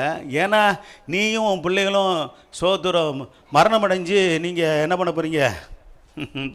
நீங்கள் மரணமடைய போகிறீங்க. நீயும் உன் 3 மகன்களும். அந்த ராஜ்யம் யார்கிட்ட தான் போக போகுது? தாவீதுக்கு போக போகுது. வாசிக்கலாம். அதற்கு சாமுவேல், கர்த்தர் உன்னை விட்டு விலகி உன்னை சத்துருவாக இருக்கும்போது நீ என்னிடத்தில் கேட்பானேன்னு. அடுத்த வசனம் 17, கர்த்தர் என்னை கொண்டு சொன்னபடியே செய்து முடித்து ராஜ்யத்தை உன் கையிலிருந்து பறித்து அதை உன் தோழனாய் தாவீதுக்கு கொடுத்து விட்டார். நீ கொடுக்க போகிறதில்ல, கொடுத்துட்டார்ப்பா. பார்த்தீங்களா? இதான் நடந்தது. இது நடந்தது, வார்த்தைக்கு வார்த்தை இது நடந்தது. சரி, இப்போ அடுத்த வசனம் இன்னொரு 1 நாளாகமம் 28:9. ஏற்கனவே சோத்திரம் சாமுவேல், அதாவது கர்த்தர் சோத்து தாவீது தன்னுடைய குமாரனாகி சாலமோனிடத்தில் சொன்னதை நான் ஒரு நல்ல ஆலயத்தை கட்டும்போது சொன்ன வார்த்தையை பார்த்தோம். உன்னிட்டு விலக மாட்டார், உன்னை கைவிட மாட்டார். ஆனால் சோத்திரம் நீ கவனமாக இருக்கணும்ப்பா, இல்லைன்னா சாலமோனே சோத்திர கர்த்தர் உன்னை விட்டு விலகி விடுவார், உன்னை கைவிட்டு விடுவார், எச்சரிப்பாக இருக்கணும் அப்படின்னு சொல்லி ஒரு வார்த்தையை சொல்கிறார் பாருங்கள். இந்த 28:9 1 நாளாகமம் 28:9 வாசிங்க. என் குமாரனாகிய சாலமோனே, நீ உன் பிதாவின் தேவனை அறிந்து என்ன செய்யணும்? உத்தம இருதயத்தோடும் உற்சாக மனதோடும் சேவி. உத்தம இருதயம் என்பது என்னென்ன தெரியுமா? நாம் தேவனுக்கு பயந்து சோத்திரம் நல்வழியிலே நாம் நடந்து மற்றவர்களை நாம் நடத்துவோமானால் அது உத்தமமான வாழ்க்கை. அல்லேலூயா. பெற்றோர்களை நீங்கள் நல்ல தேவனுக்கு பயந்து உண்மையாக தேவனுக்கு கீழ்ப்படிந்து நடந்து சரியான வழியிலே உங்கள் பிள்ளைகளுக்கு முன்மாதிரியாய் வாழ்ந்து சோத்திரம் நீங்களும் வாழ்ந்து சோத்திரம் உங்கள் பிள்ளைகளை நடத்துவீர்களானால் உத்தம பெற்றோராக இருக்கிறீங்க. அல்லேலூயா. யார் பார்க்கறது? மேத்தியோ அமைதியா இருக்கணும்.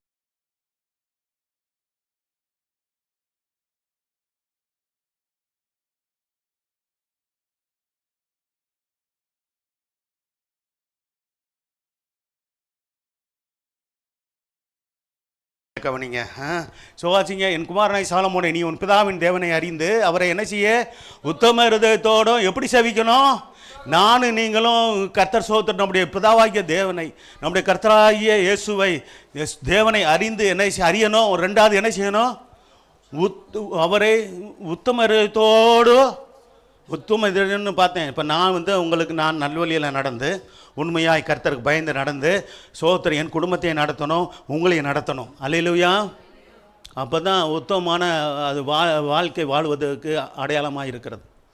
முன்மாதிரியாக வாழணுங்க. சோத்திரம் உங்களையும் நடத்தணும் கிறிஸ்துக்குள்ளாக.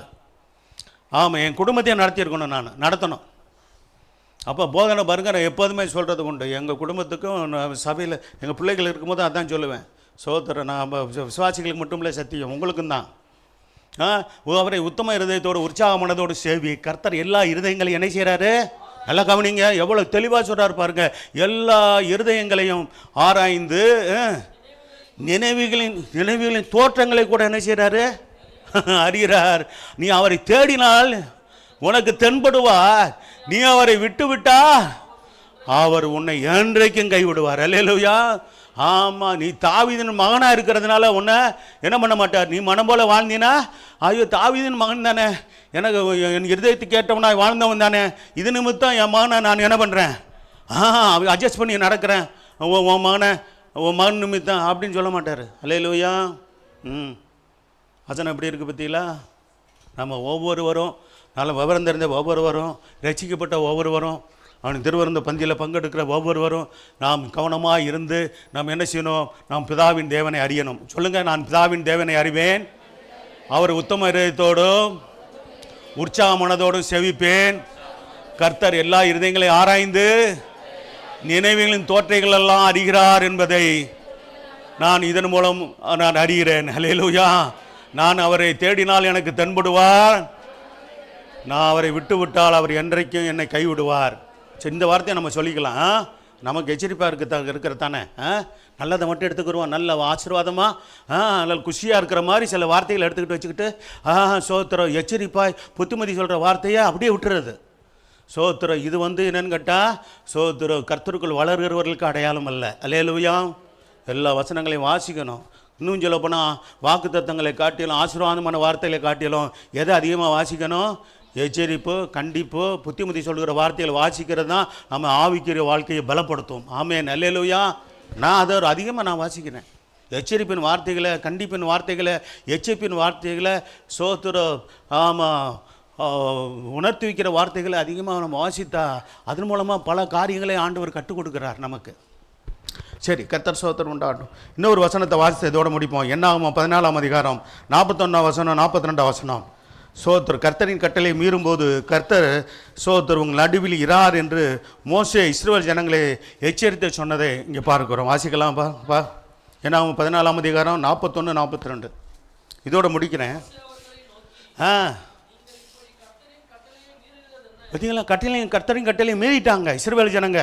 மீறினது மட்டும் இல்லாமல் என்ன சொல்கிறாங்க, சோத்திரம் மோசே சொல்கிறாரு, நீங்கள் என்ன பண்ணாதீங்க, கர்த்தர் அது முன்னாடி உள்ள வசனங்கள் வீட்டில் போய் வாசி பார்த்துக்கொள்ளுங்க, நேரம் இல்லை.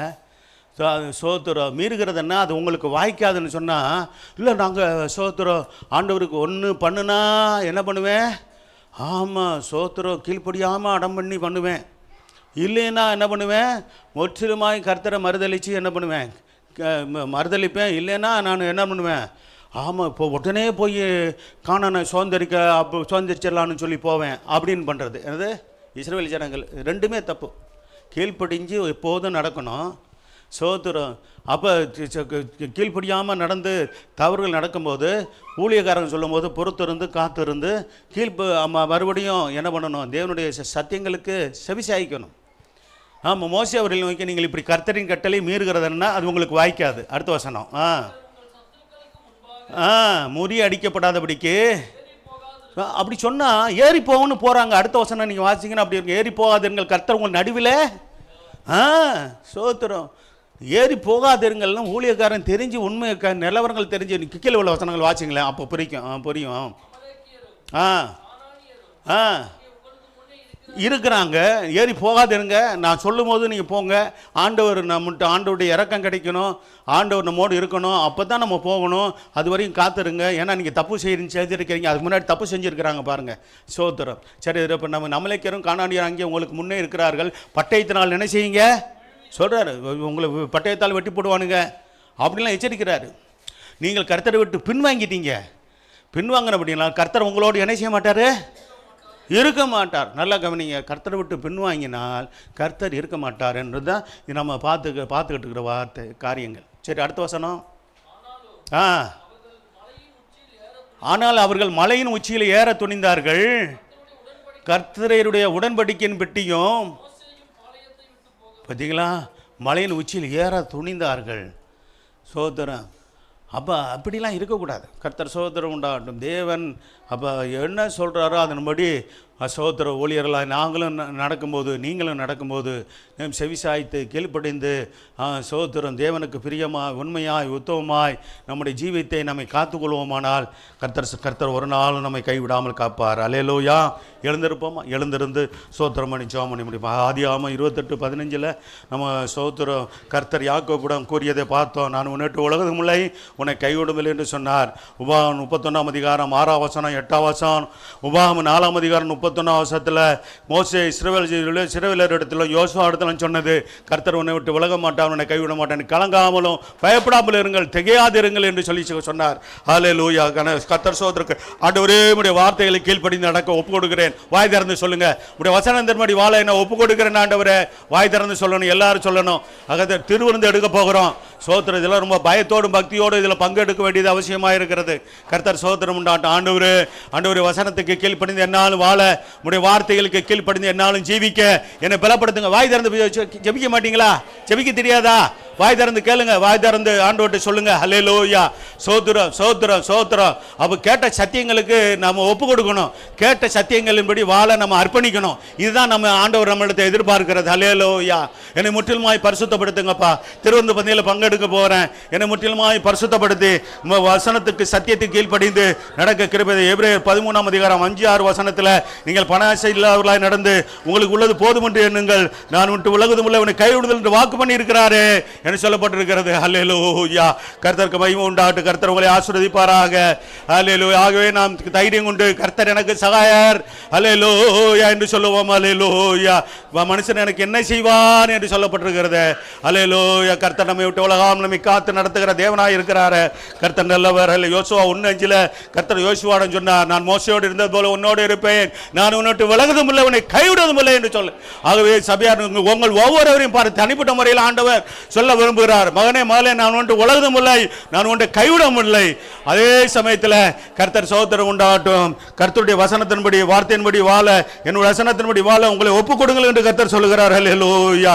கர்த்தரை மனிதனை விட்டு விலகின சந்தர்ப்பங்களை குறித்து பார்த்தோம். சிம்சோனை விட்டு கர்த்தர் விலகினதை அறியாமல் அவன் அவன் நடந்து கொண்டான் என்று சொல்லப்பட்டிருக்கிறது. கர்த்தர் சோத்திரம் உண்டாகட்டும். 1 சாமுவேல் 4:21-22 மகிமை சோத்திரம் இஸ்ரவேல் விட்டு போயிட்டு என்று சொல்லி சோத்திரம் ஏலியின் மருமகள் பினகாசின் மனைவி சொல்லி சோத்திரம் தன்னுடைய கடைசி வேலையிலும் குழந்தை பெற்ற சமயத்தில் அவள் பிறந்து சோத்திரம் அவளும் இறந்து போனாள் என்று வேதம் சொல்லுகிறது. இஸ்ரவேலை விட்டு மகிமை போயிற்று. கர்த்தர் நம்மை விட்டு நம்முடைய குடும்பத்தை விட்டு தேவ மகிமை போகக்கூடாது. தேவ மகிமை எப்போதும் நம்மோடு கூட இருக்க முடியாது. தேவ பிரசன்னம் தேவனுடைய கர்த்தர் சகோதர சமூகம் நம்மோடு இருக்க முடியாது. என்னை ஒப்பு கொடுக்கிறேன் ஆண்டவரே, அதன்படி வாழ என்னை அர்ப்பணிக்கிறேன் என்று வாய் திறந்து சொல்லுங்க. ஹல்லேலூயா, ஹல்லேலூயா, ஹல்லேலூயா. 1 சாமுவேல் 18:12 சவுல் தான் கர்த்தர் தன்னை விட்டு நீங்கினதை சோத்திரம் கண்டான் என்று சொல்லப்பட்டிருக்கிறது. கர்த்தருடைய ஆவி சவுலை விட்டு நீங்கின போது சவுலை பொல்லாத ஆவி ஒரு ஆவி கலங்கப்படினது சொல்லப்பட்டிருக்கிறது. நம்ம விட்டு பரிசுத்த ஆவியானவர் வாய் திறந்து வாலிப மகளே சோத்திரம் வாயை திறந்து பேசு. அல்லேலூயா. சோத்திரம் வாயை திறந்து துதிக்கணும், வாயை திறந்து சோதரிக்கணும். ஒவ்வொருவரும் வாயை திறந்து கர்த்தரை மகிமைப்படுத்தணும். அல்லேலூயா. அர்ப்பணிக்கணும், ஒப்பு கொடுக்கணும். சோத்திரம் ஏதோ வந்தோம் போனோம் என்று தயவு செய்து நினைக்காதீங்க. அப்படி அல்ல. தேவனுடைய சமூகமானது நம்மை ஒப்பு கொடுத்து நம்ம தேவனுடைய சித்தத்துக்கு அர்ப்பணிக்கிற வேலை இது. அது கர்த்தருக்கு பிரியமாய் வாழாத பட்சத்தில் கர்த்தர் நம்முடைய எதிர்காலமும் கர்த்தர் சோத்திரம் உண்டாகட்டும் ஆசீர்வாதமாக இருக்க வேண்டும் என்று விரும்புகிற நம்ம அது பெறாமல் இருக்கக்கூடாது. தேவனுடைய ஜனமே, கர்த்தர் சகோதரம் உண்டார். கர்த்தர் சவுலுக்கு சத்துருவாய் மாறினார் என்று சொல்லப்பட்டிருக்கிறது. அப்படிப்பட்ட நிலவரம் நமக்கு வராதபடிக்கு கர்த்தர் நம்முடைய நண்பராய், நம்முடைய அன்பராய், நம்முடைய தகப்பனாய், நம்முடைய தலைவராய், நம்முடைய ராஜாவாய், நம்முடைய எஜமானனாய் என்னருக்கு இருந்து நடத்த விரும்புகிறார். அதற்கு ஒப்பு கொடுப்போம். அல்லேலூயா. சோத்திர வேதம் 1 நாளாகமம் 28:9 கர்த்தர் சகோதரம் உண்டாகட்டும். தாவீது தன் குமாரனை சாலமோனை பார்த்து சொல்லும்போது சோத்திர கர்த்தரை நீ அவரை விட்டுவிட்டால் அவர் உன்னை என்றைக்கும் கைவிடுவார், நீ அவரை உண்மையாய் பண்பிட்டினால் அவர் உன்னோடு கூட என்றைக்கு இருப்பார் என்று சொன்னார். ஆகவே கர்த்தர் சோத்திரம் உண்டாகட்டும். அவரை தேடினால் நாம் கண்டடைய முடியும். அவரை விட்டுவிட்டால் அவர் என்றைக்கும் கைவிடுவார் என்று வேதம் சொல்கிறது. அவரை தேடும் போது நாம் அவரை கண்டடைகிறோம். அல்லேலூயா. இங்கே மட்டும் இல்லை, வீட்டிலையும் சர்ச்சிலையும் தேடி வந்தது நல்லது. வீட்டிலே நீங்கள் அவரை தேடுங்க. கர்த்தர் சோத்திரம் உண்ட கர்த்தர் உங்களை ஆசீர்வதிப்பார். என்னாகும் 14:41-42 கர்த்தரின் கட்டளையை மீறும் போது கர்த்தர் வேதம் சொல்லுகிறது, அசோத்திர மோசையின் மூலமாக கர்த்தர் பேசினார். அந்த இஸ்ரவேல் ஜனங்கள் நடுவில் இருக்க மாட்டேன் என்று சொன்னார். அதே போல் அவர் இல்லாமல் அவர்கள் மத்தியில் இருக்கவில்லை என்று சொல்லப்பட்டிருக்கிறது. மறுபடியும் அவர்கள் சோத்திரம் அவர்கள் உணர்வடைந்து அவர்கள் மனதை நிமிடும் போது மறுபடியும் கர்த்தர் சோத்திரம் அவர்களோடு இருந்து அவர்கள் கானான் தேசத்துக்கு மோசையின் மூலமாக கொண்டு போகப்பட்டார்கள் என்று பார்க்கிறோம். ஆகவே தேவனுக்கு முழுமையாக கீழ்ப்படிவோம். நம்முடைய வாழ்க்கையில ஜெயத்தின் மேலே ஜெயத்தை பெறுவோம். கர்த்தர் நம்மை ஆசீர்வதித்து வழி நடத்துவாராக. ஆமென்.